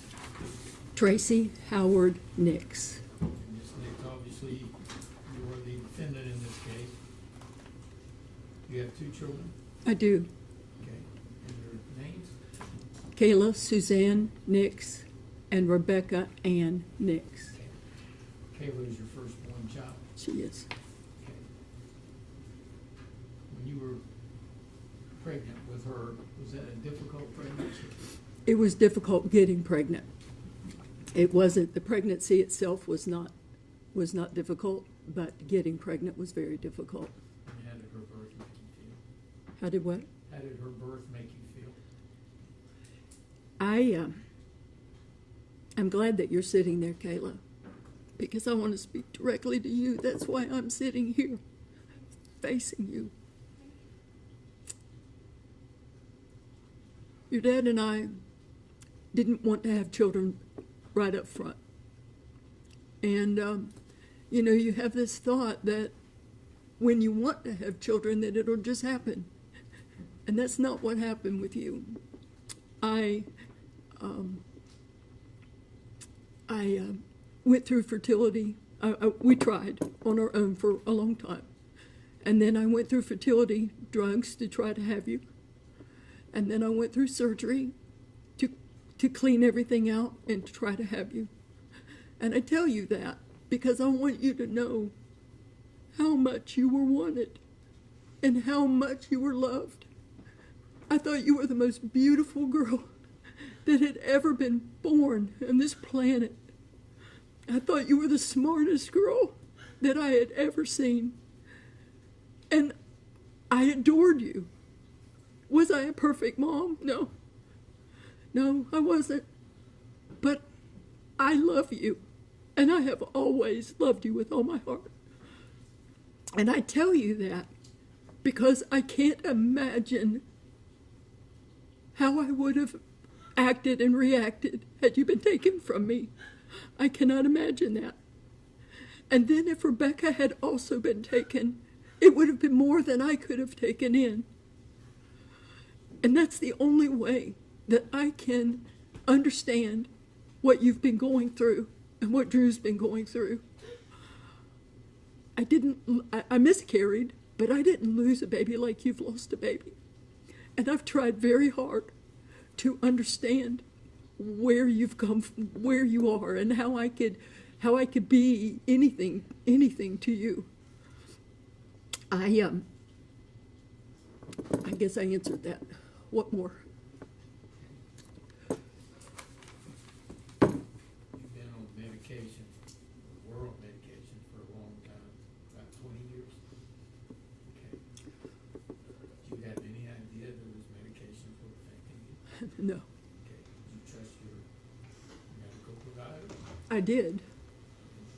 Who all in your family went to this medical? Rebecca did, and I think Kayla did. I believe Kayla did as well. And when were you taken off this medication? If you'll allow me, I need to back up just a little bit. May I? Yes. I know that both of you have felt that I have evaded questions. I haven't evaded questions. I wasn't allowed to talk to you. I wasn't given the opportunity to talk to you. And I think that the one piece, different ones have alluded to how things happen. But the piece that has been left out is I had had Uriel 4 days the week before, and I wasn't expecting to have her on this particular day.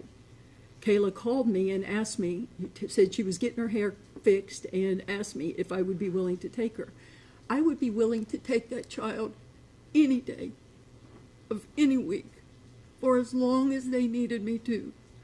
I love my grandchildren, and I would have done anything for them. So when she asked me to take her, you know, it disrupted what my head had in mind for that day. But I was glad to have her. So after I had a prayer time that morning, and I called Kayla and asked her, I said a few ladies wanted to get together and go to Beef O'Brady's.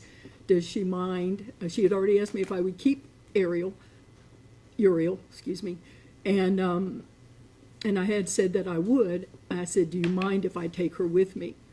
And she said no, that would be fine. So the piece that was left out is that when I went to the glass shop to pick her up, the other Kayla Nix, or Kayla Shock, helped me. I had Uriel in my arms, and she had the car seat. And I always put the babies on behind the passenger side so that I could see them out of my periphery. When your baby's sitting behind the passenger side, you always can just turn your head a small amount and see them. That particular day, there was a car that was that had pulled in close to the passenger side of my car, and when Kayla Shock took the car seat around to the passenger side to put it in, as I had asked her, the car was too close, and Kayla couldn't get the car seat in the car. So she came back around and she put the car seat behind where I was sitting, behind the driver's seat. And we went on about our business. She was the talk of the town at Beef O'Brady's. We thoroughly enjoyed her. She was perfect. And when everything was over and I put her back in the car seat, I very succinctly and carefully had everything all packaged up, and I slid it on the floorboard under her car seat. And she was so sleepy, I think from just being on that whole time, that I gave her her bottle, and she immediately fell asleep. And I don't live far from Beef O'Brady's, but she was sound asleep within seconds of me backing up. So when I pulled in at the house, there were roofers. We were having our roof redone, and they had asked me to not pull into the garage because he didn't know if there'd be stray nails or whatever in the driveway or on the driveway. So I backed up under an oak tree, and I can remember literally looking over to the passenger side and the back. Nothing was there. I looked in the passenger side and the front. Nothing was there. I looked at the dash. Everything looked clean. And so I got out of the car, and I went in the house and began to do the things that I had on my mind to do. And this is perhaps where the medication does come in. She got quiet, and I forgot that she was there. She was quiet, and there was nothing there to remind me that she was in the car, except the things going through my head that I needed to do. So may I go on from here, or do you want? I didn't realize that Uriel was in the car. I literally forgot it for a long period of time. I did know that I had made plans with Aiden, which is my oldest grandson, to take him to Walmart in Sebring to look for some Christmas ideas for him, and then I was going to take him to dinner and have him back early because it was a school night. He was about 4:15 or so. He was feeding the pigs back behind the barn. And I got in the car, and I pulled up to the barn, and Nay came with his lawnmower around so that my driver door and where he was sitting in the lawnmower, I just opened up my driver door and we could talk. And we were just chatting about I don't even know what. And I said, when did Kayla come for Uriel? And he just looked at me. He said, I've been outside. I don't know. And then I said, when did Kayla come for Uriel? And it began to dawn on me. And then I opened the door and realized that she was in there all along. I could tell that she had passed when I looked in the car. And I ran back behind the barn to the west side of the barn. I looked for anything I could find to hurt myself. I wanted to be gone. I did not want to have to deal, I didn't want to have to look at Kayla and Drew and tell them that this had happened. I wanted to be gone. But there was nothing there. And there was not any way that anything that I could find that would do that. So I fell on my face and I asked God just to take me. I said, I'm done. I'm done. I need you to just take me. And he wouldn't. How do you feel about what happened? I'm broken about what happened. I don't want to leave anyone with the thought that I'm making excuses, because I'm not. I was forthcoming with the detective. I asked to be taken to the sheriff's department. The video that you saw at the trial was during that time of me being in the sheriff's one of the interrogation rooms. When the detective came in, she asked me if I felt like giving a statement or talking about what happened. And without a lawyer, I told her everything I knew. I was not trying to hide anything. I didn't want to be there, and I didn't want to live at that moment, but I wasn't trying to hide anything. It ended up that I did go to Peace River, and I did it by choice, not because I was forced to do that. I didn't know what I was going to do to myself. I didn't get there until late or early morning, late night or early morning, and of course there was no sleeping that night. And Kayla, you said that you had heard my voice. I don't even remember coming out of the bedroom or the room that I was in the next day. I'm sure that you're telling the truth on that. I just simply don't remember leaving the room. Usually that's a 72-hour hold. I stayed 2 weeks. And I stayed 2 weeks because I didn't know what else to do. I didn't know how I could possibly handle looking at Kayla and Drew ever again, or Joanne and Greg ever again, or Nay. I love my grandbabies. Joanne and Greg love their grandbabies. Nay loves his grandbabies. And I just simply did not know what else to do but just go there and try to keep my head on my shoulders. So every day, the next day after I got there, I told you I got there late night, early morning, and so they had me go to bed, which was ridiculous.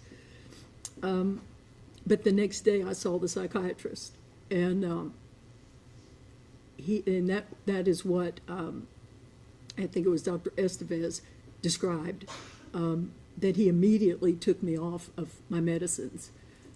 He said that the medicine, that the Ambien, they had me on, just so you know, and I'm going to take a small step back.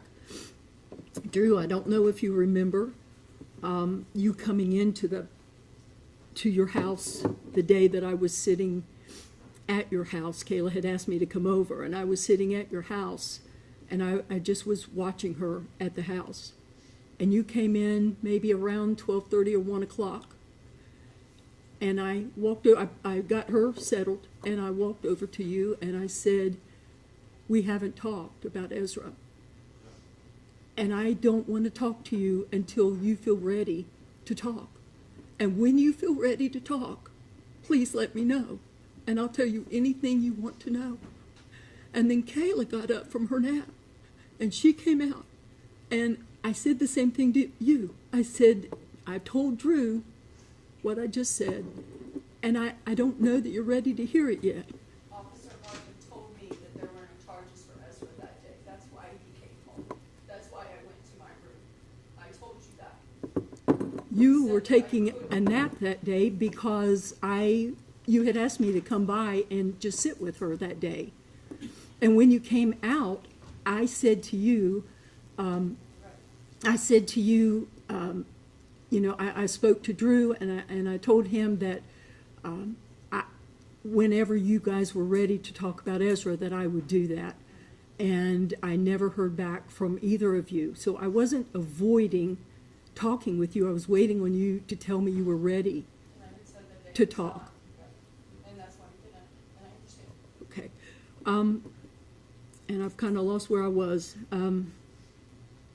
It was the last thing I said before I went off on that. Can they read it back to me so that I know what the last thing? This is a ECR, electronic recording. We don't have a live court report. Okay. We have to rely on what you discussed, or your lawyer can redirect you. All right. I really do forget where I was. Like to tell Kayla or Sean?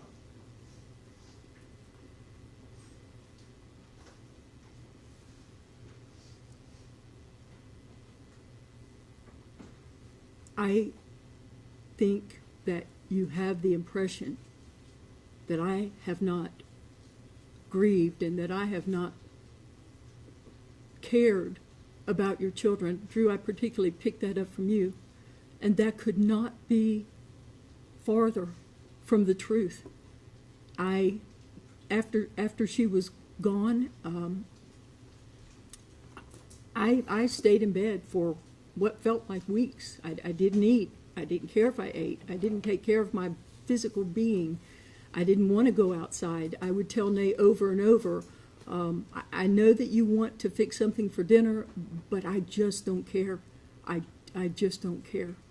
And I was like that a long time until finally I decided I had to do something about it. And the courts were good enough to allow me to go to Blackberry. Blackberry was an alcohol, drug, and trauma center, and I was there for trauma, and I was there 7 weeks. So I spent 2 weeks at Peace River and 7 weeks at Blackberry. It did help because I saw a psychiatrist every day, a psychologist, or a therapist. I saw one of the two of them every day.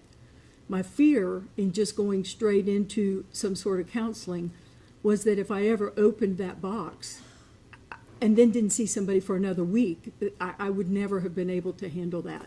But after 7 weeks of intensive attention and therapy, when I got home, I began therapy every Friday until actually the Friday before trial. So for almost 2 years, trying to wrap my head around it, trying to. Does that help you? It has helped me. So you're able to sit here today and at least somewhat talk about it without. What I find is when I'm asked to talk about it, I can do that with my head now. But the second I begin to talk about Kayla or about Yuri or Ezra, I just, that's the trigger, and I just fall apart because I love them so much. And I want to just go on and make another comment that Drew said, that you hadn't even received an apology from me. You had not received an apology because I wasn't allowed to talk to you. I wasn't allowed to be close to you. But let me tell you something.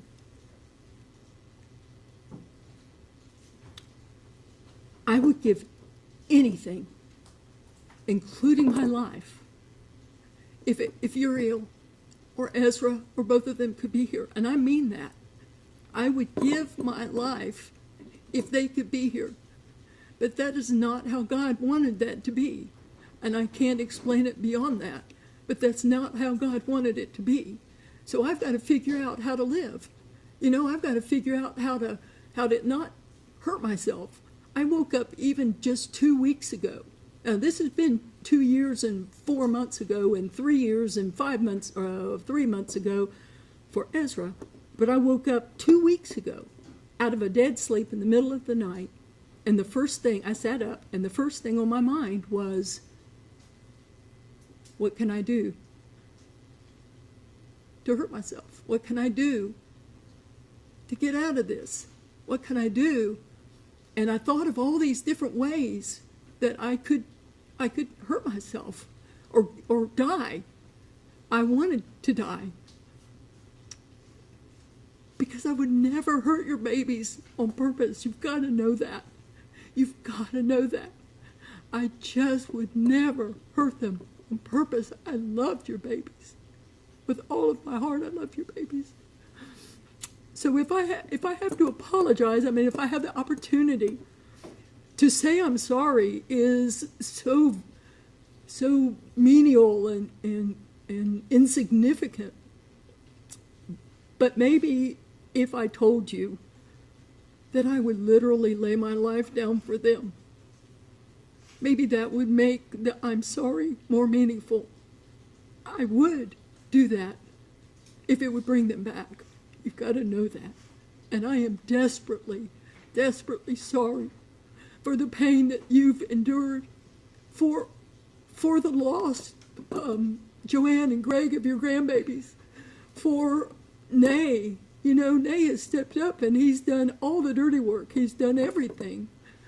And he's done it with grace and with strength.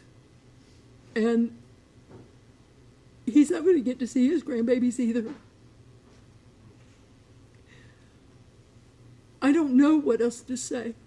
I could probably babble on, but the important thing is that you know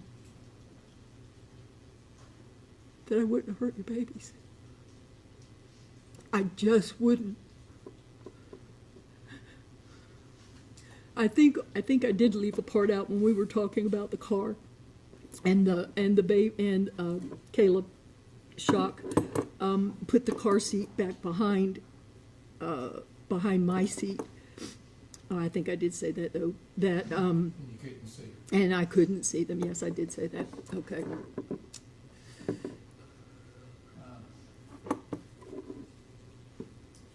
When I hear about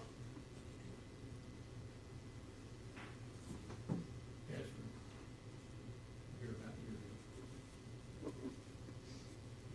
saw the court order indicating the finding was that you were asleep at the time Ezra passed and Nay had left. But you still feel guilty about it. Oh yeah, yes, I do. As soon as there were toys in the floor. We were talking about Ezra. There were toys in the floor, all over the floor, and every toy this day and time makes a noise of some sort. And Ezra and I had a pattern. When he was at the house, I have a red chair, and I would sit in the red chair, and about, 10 o'clock or so, he'd climb up, and I would rock him to sleep, and he would take a nap. And this particular day, he climbed up in the seat without me. And Nay, when I walked in the room, Nay was standing behind him, and he was rocking the chair, because he never gets to do that. That's always my joy to do that. And so Nay was standing behind him and rocking the chair, and he fell asleep in the chair. And instead of picking him up and putting him in my lap, I let him sleep there because that was important to Nay, that he had put him to sleep. So I sat on the corner of the couch with only an end table in between us. We weren't 3 feet apart from one another. And I leaned my feet back. I laid the chair back, and I dozed off. I did. And he was asleep, and I was asleep. And Nay ended up leaving to go to Walmart. I woke up. I mean, I didn't go in a real deep sleep, but I don't know how Ezra made it through the living room without hitting a toy because there were so many. And so when I opened my eyes, he wasn't in the chair. So I sprinted literally around the house, and I got in the car, and I went down the driveway, and I turned to the left and went to the stop sign, and I turned to the right and went down a small distance, knowing that his little legs wouldn't take him that far. And when I came back from going west, I cut across the pasture because I saw something that looked like a little volleyball or something in the water. And I just cut straight across the pasture. I got out of the car before I even put on the brakes, and I scampered over. I hurried over to the pond, and I got him out, and I began doing CPR on him, and I screamed for the neighbor, and the neighbor called 911, and we were doing all that we could do. The only thing that we can figure is it was Christmas time, and we had white reindeer, and maybe he was enamored by the reindeer, and then the reindeer were probably 15 feet or so from the pond, and there were ducks in the pond, and that's the best that we can figure as to what brought him there. And you don't know how he got out? I don't know how he got out. Okay. And you weren't aware he could open the door? I was not aware he could open the door. He had started walking a handful of weeks before that, but I had never seen him reach for it's a lever handle, and I'd never seen him reach for the handle. Yeah, we discussed, was that length in it prior here? Yes, we have. Okay. Anything else you'd like to say to the court, to the family?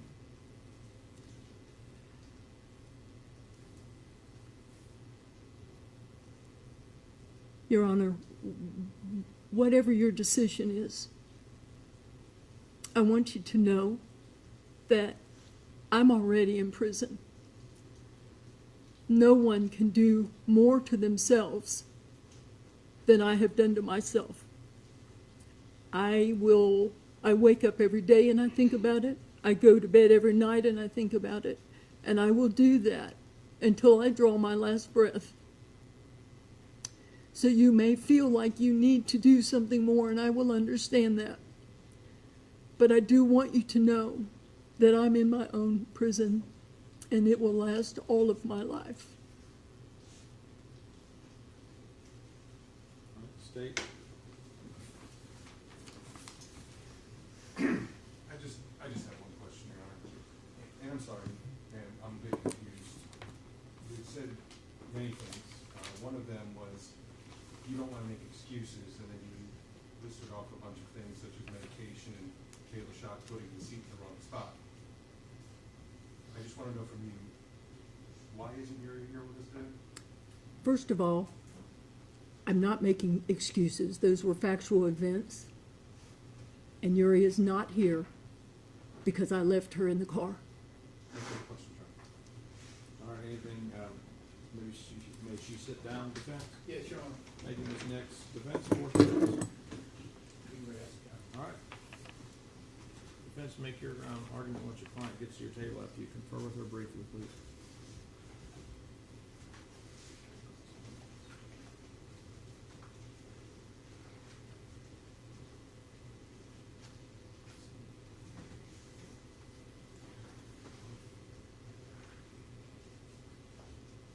Your Honor, where would you like me? Wherever you like. You can use the podium. Either one. Thank you.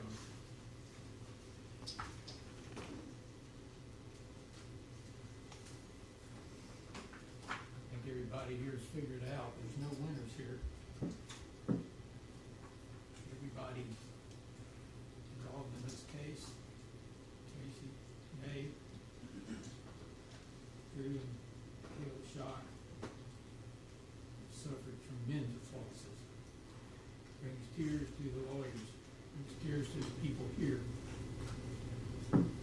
Uriel's family's gone through living hell, apparently for several years.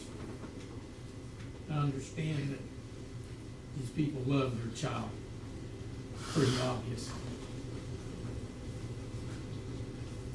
It's a parent's worst nightmare, Judge. I don't know if you want to have kids, but if you do, I'm sure it would be your worst nightmare. Got 2 kids and 2 grandchildren, 1 and 3. I didn't want to get personal with the court. It's fine, it's well-known, documented knowledge. Yes, sir. What's my worst nightmare? When my child was young. His family also includes Nay and Tracey Nix. Whether you lose a child or whether you lose a grandchild, pain's horrible. It's horrible for everybody in this case. I don't know how they've handled it, Judge. I don't know how any of them have been able to handle it. I've seen anger and rage by the Shocks, not so much today, just the pain that they've suffered.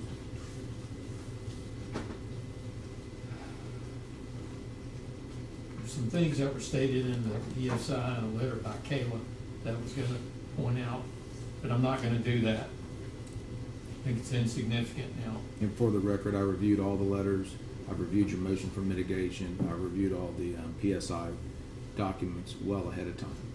And I do want to say one thing, there wasn't any car seat, whatever you call that, the reminder in the back of the Lexus. I don't think Tracey has lied to anybody about this. I think she's been completely honest, forthcoming. That's certainly a reason to mitigate. Although we know where we are, we're sitting there at 44 points, which allows you to give anything from probation up to 5 years.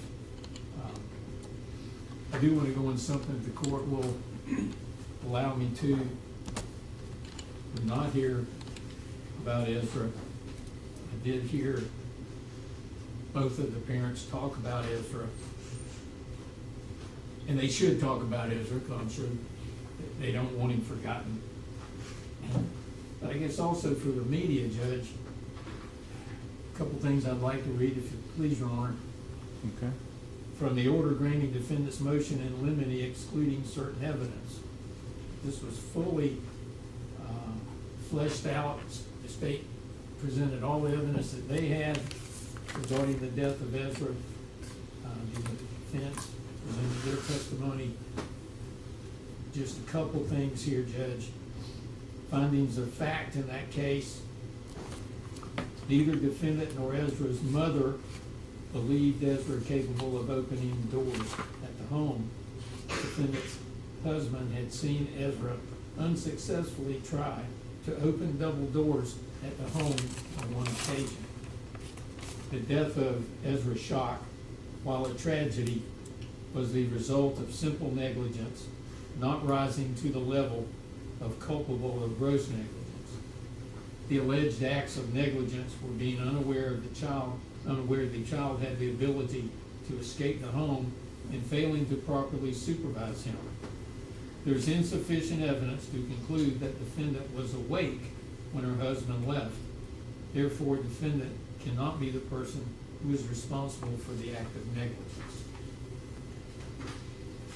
So I know these, and I understand that Tracey and they were both there. Tracey's caught pretty much of the blame from the family, but again, when you look at all the evidence, the proof, then I think it shows that she wasn't responsible.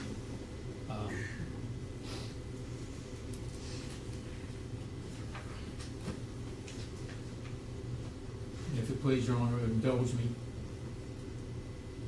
Your order also states, here the state merely suspects that defendant was awake when her husband left, making her the person responsible for the care of Ezra and thus the person who committed the alleged collateral act. This is despite testimonial evidence from her husband to the contrary, that she was asleep and he tiptoed out. This is consistent with video from Detective Ward's body-worn camera taken immediately after the incident, where the defendant, who was still under the emotional influence of the incident, says she was asleep when her husband left, State's Exhibit 9. Defendant's subsequent interview with Detective Hart on December 30th apparently was not recorded and is confusing as to when she says she fell asleep.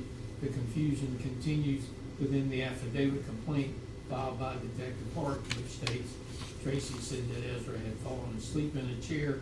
Her husband, none Nix, left to run errands. When she woke up, Ezra was missing. May Nix's proffered testimony reveals he decided to go shopping and discussed it with the defendant. After both Ezra and the defendant fell asleep, he recalled tiptoeing out of the room. Later, he received a call from the defendant asking him if he had taken Ezra, and when he answered no, she immediately hung up the call. He also recalled he had previously seen Ezra try and fail to open a door in the home. Now, I say this and appreciate the court allowing me to bring this up again. We're not here about that, but I want the family of this young victim to realize that when you look at the evidence, Tracey was not at fault. And I want the media to know this also. The court, you said you'd seen the letters, I'd underlined some things. I might incur the court's wrath if I repeated that. There were a lot of letters in support. Obviously, the court knows she's a good person. She did a lot in this community for over 40 years. She served this community both as a teacher and as a principal, and as a Sunday school teacher and an active member of her church. Obviously, the court knows she has no prior criminal record. The jury had found there was no culpable negligence here. Your Honor, in previous ruling, found that count 2 is strict liability. I never even argued count 2 in closing argument. There was nothing to argue. Obviously, we disagree, and reasonable people can disagree with respect to count 2 and whether there needs to be any type of intent there, but we'll save that for another day. I'll also say that Tracey is a wonderful person. This tragedy occurred, and we're not blaming anybody except when you're on medication, a medication like that, and we presented from a very, I say, renowned expert concerning the medication that she was on for a number of years was totally inappropriate. The Ambien was more than twice the dosage she should have been on, combined with the other medication. I'm surprised she did as well as she did on this medication. Again, she and the whole family, both Tracey Nix and the family, has suffered tremendously. She's always going to be haunted. The thought of suicide, and I can understand that, and I know you have grandkids, I have grandkids. Doing something to them would be not only doing it to them, but doing it to your child too. I don't know how Tracey has been able to live with this other than the constant counseling that she's had. I'm going to ask the court to be fair, ask the court to use wisdom. This is very emotional. When a lawyer gets tears in his eyes, you know it's an emotional case.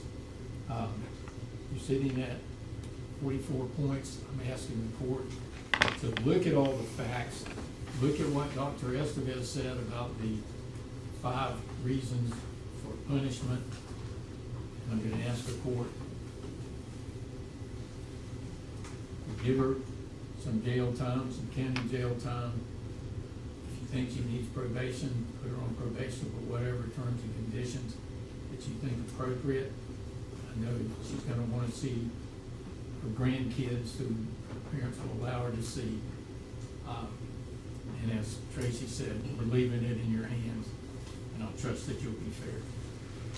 All right, thank you. All right, Ms. Nix, rise and come to the podium.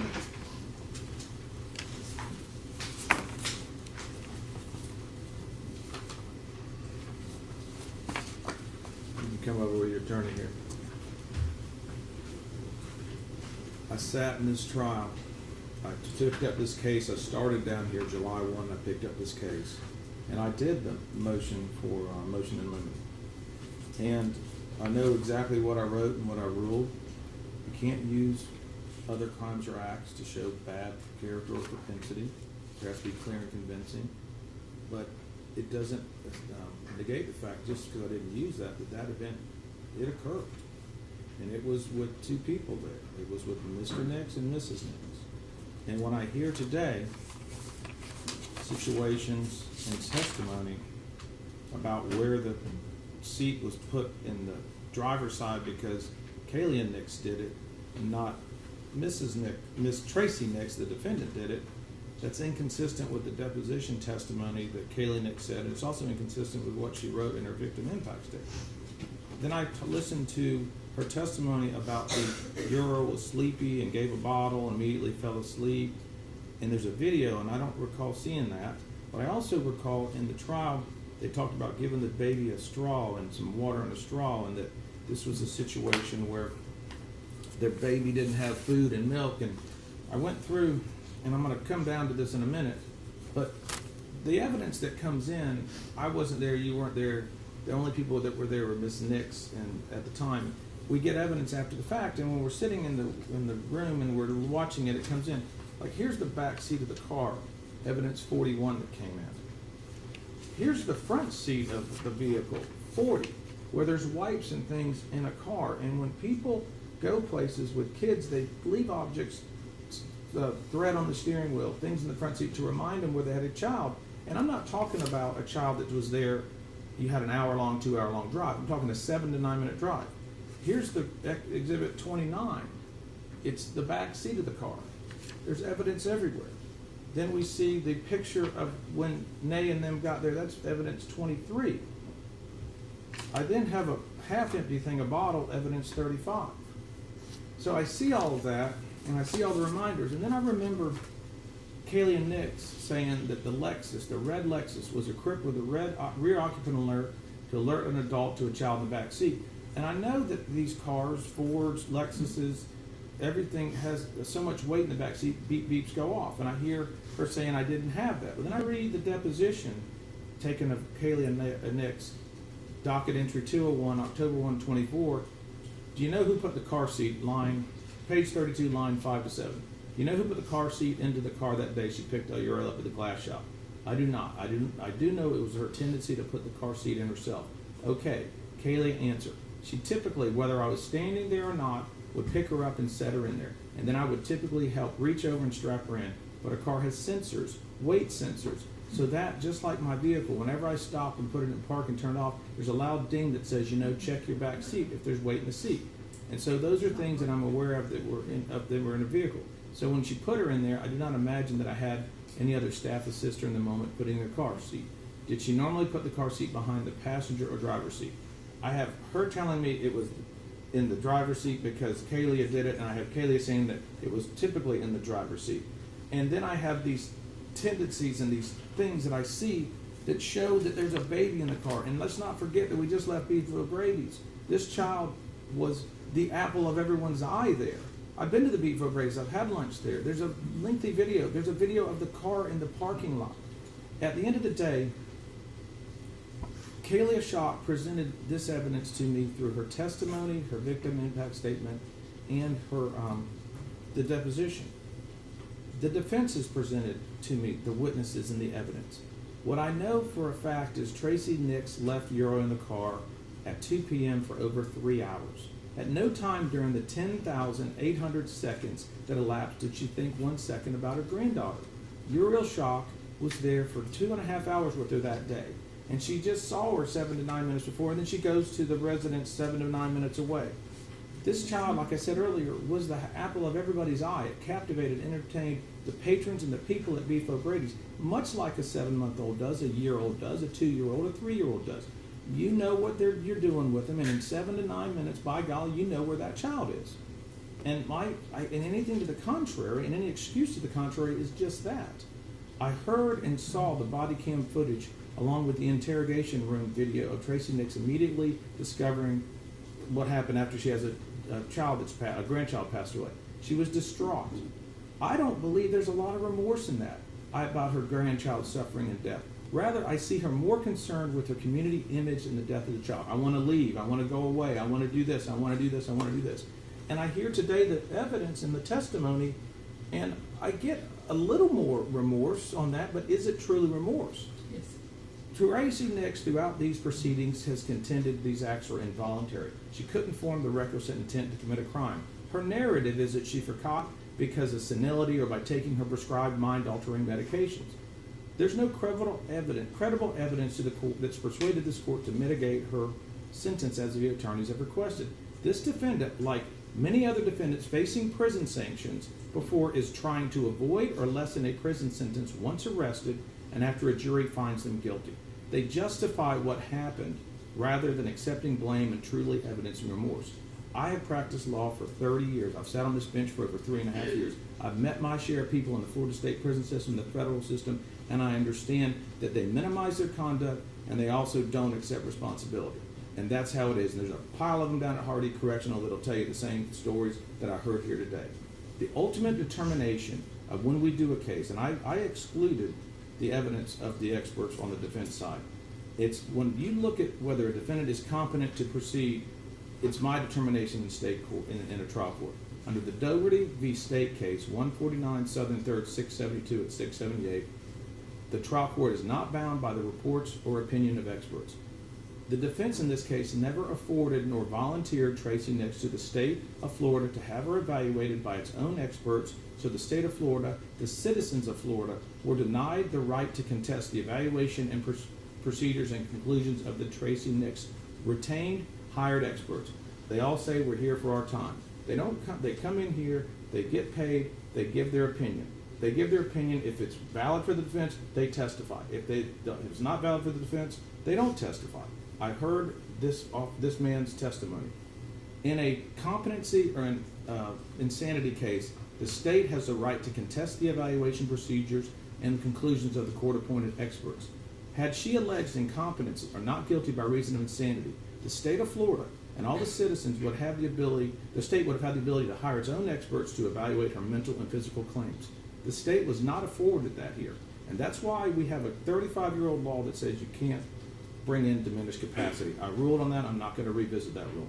The state, as a representative body for the citizens of Florida, has a right to a fair determination and meaningful opportunity to be heard to conduct its own review of Tracey Nix.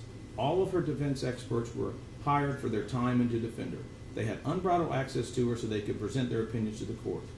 What I noticed was there was no, what did the MRI findings say? I don't know. I wasn't given that. There are many tests that mental health experts can perform and routinely do perform on criminal defendants to determine if a criminal defendant is falsifying or exaggerating facts or symptoms. There's called malingering. There's no medical records nor testimony presented to this court that she suffers from Alzheimer's, dementia, or senility November 1 of 2022. None of the defense experts have testified they tested Tracey Nix for malingering or confabulation. They simply say, trust us, we are experts. The court declines to do that. In Florida, the term for imprisonment for a second-degree felony is up to 15 years in prison. First degree is up to 30 years. Life is up to a defendant's life. And in a capital case, I can sentence somebody to death if the aggravating factors exceed the mitigating factors. In this case, Tracey Nix has been found guilty of a third-degree felony, punishable by a maximum of 5 years in Florida State Prison. On January 15, 2025, a jury found the defendant guilty of one count of leaving a child in a motor vehicle in excess of 15 minutes, causing great bodily harm, but in reality causing death, and not guilty of one count of aggravated manslaughter. I've already gone over what I've talked about with the Rule 3.704D9 about the victim injury points. Her score sheet is 44 points. Under Florida law, the maximum sentence I can impose for Tracey Nix is 60 months or 5 years in Florida State Prison. For me, as a trial court, to impose a departure sentence, it's a two-step process under Banks v. State, 732 Southern 2nd, 1065, 1067. First, I must determine whether I can depart. That is, whether a legal basis exists for the departure sentence that has been established by a preponderance of the evidence. Two, even if a valid and supported legal ground exists to permit a departure sentence, the trial court must still determine whether it should depart and whether a departure sentence is the best sentencing option in a given case. Two facts the defense argued in their motion to mitigate. 9, that Tracey cooperated with the state of Florida to resolve the offenses she was charged with on November 1, 2022. The court finds that not to be the case here. Tracey Nix did not cooperate. There's no competent substantial evidence that the crime she was charged with was resolved as a result of her cooperation. To the contrary, she investigated it, she went to trial, she didn't enter a plea to count 2, and she didn't cooperate with law enforcement or the state prosecutor. The second ground they sought mitigation is 10, which is an unsophisticated, isolated incident. There's 3 elements that must be proven by the defendant when you raise that mitigation, not 1 or 2. Number 1, Tracey Nix has to prove the court that the offense was committed in an unsophisticated manner. Number 2, it was an isolated incident, and she has shown remorse. All 3 elements have to be proved. You can't prove 1 or 2, all 3. Tracey Nix and her husband had the 17-month Ezra at their home, who died 11 months earlier. That is a fact. That came in every hearing I've been in, and I've heard it today as well.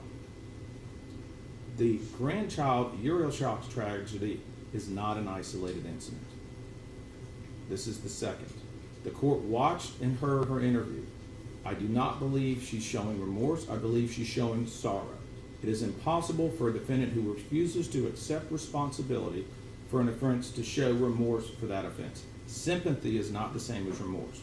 Sorrow is not the same as remorse.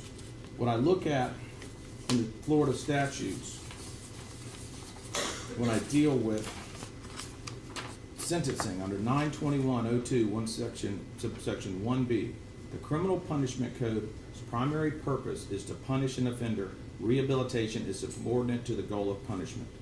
Subsection C, penalty imposed shall be commensurate with the severity of the primary offense and the circumstances surrounding the primary offense.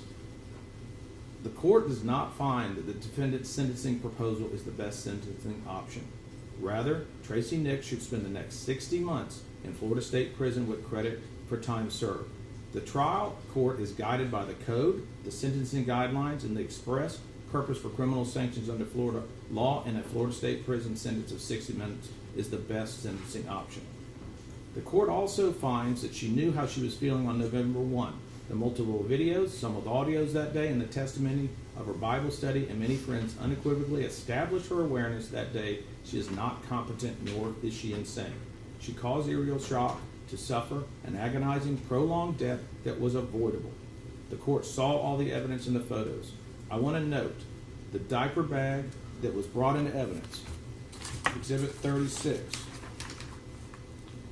Exhibit 37, Exhibit 38, Exhibit 39, was the most organized diaper bag I've ever seen in my life. And I heard testimony that the child didn't have food, this, that, and the other thing in the beef O'Brady's, and they fed her through a straw. I note that it was an excellent diaper bag. The bottles, food, medicine, and the items were all in quart bags, Ziploc bags. For witnesses to say or allude that Uriel had no milk, formula, food is hypocritical and untrue. The court finds such testimony by any such witnesses not credible for sentencing purposes. The defense's recitation of their mitigating factors without confirmation by any unbiased expert, in addition to the deficiencies the court found earlier, also fails to establish by a preponderance of the evidence any mitigation that is to be considered by the court today, nor do they amount to competent, substantial evidence for this or any court to justify a sentence of less than 5 years in Florida State Prison. The defendant restrained Uriel Shock in a car seat, and the child was severely injured before she died. There were plenty of signs to Tracey Nix that she had a baby in her car that day and she was responsible to protect it. She failed in her protection of Uriel.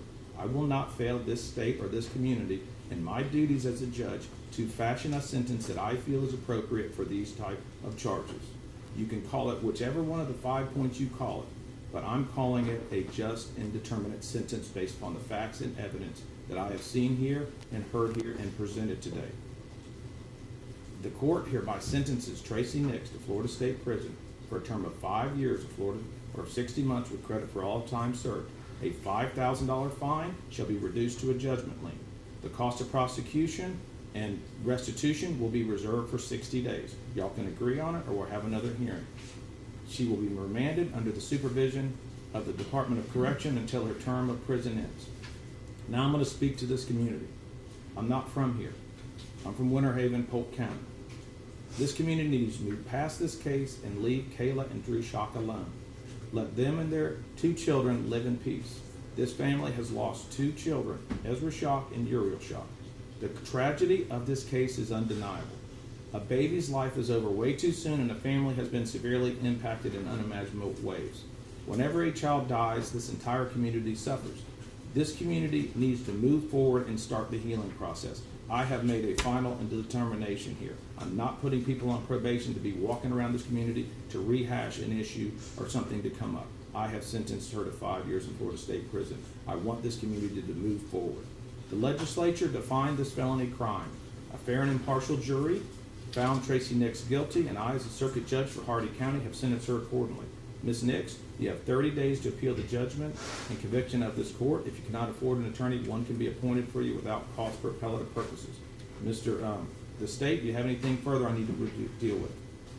Your Honor, to head off an issue, we'll waive cost of prosecution, so we don't have to have here. Okay. Do you want to reserve on restitution? If you Your don't, Honor. you can reserve it, and then you can either agree, disagree, or say, Judge, we're not having it, it'll go away on its own. Your Honor, we can reserve it, and it'll probably go away on its own. Okay? Mr. Fletcher, anything further we need to go on? One thing I have to say as her attorney, May next day, and I think, I don't know if she's still here, Alex Amanda Fletcher testified there wasn't any car.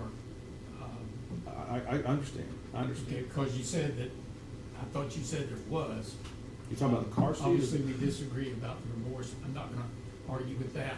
We also have a motion for supersedious bond. You're absolutely correct. Once you file your notice of appeal, the supersedious bond statute will go into effect. You'll then have a hearing on your motion. But the first event that has to happen is the notice of appeal. Once that's happened, send it to my JA for your information. Ursula Nathy is my current JA. Next week, my new JA will be Julie Cochran. Her email address will be circulated on the website.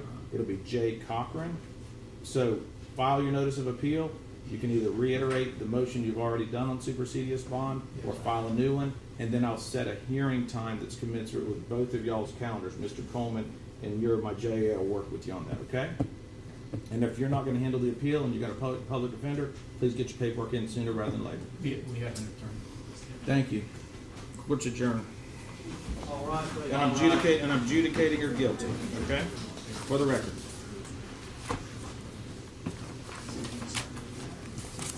Yeah.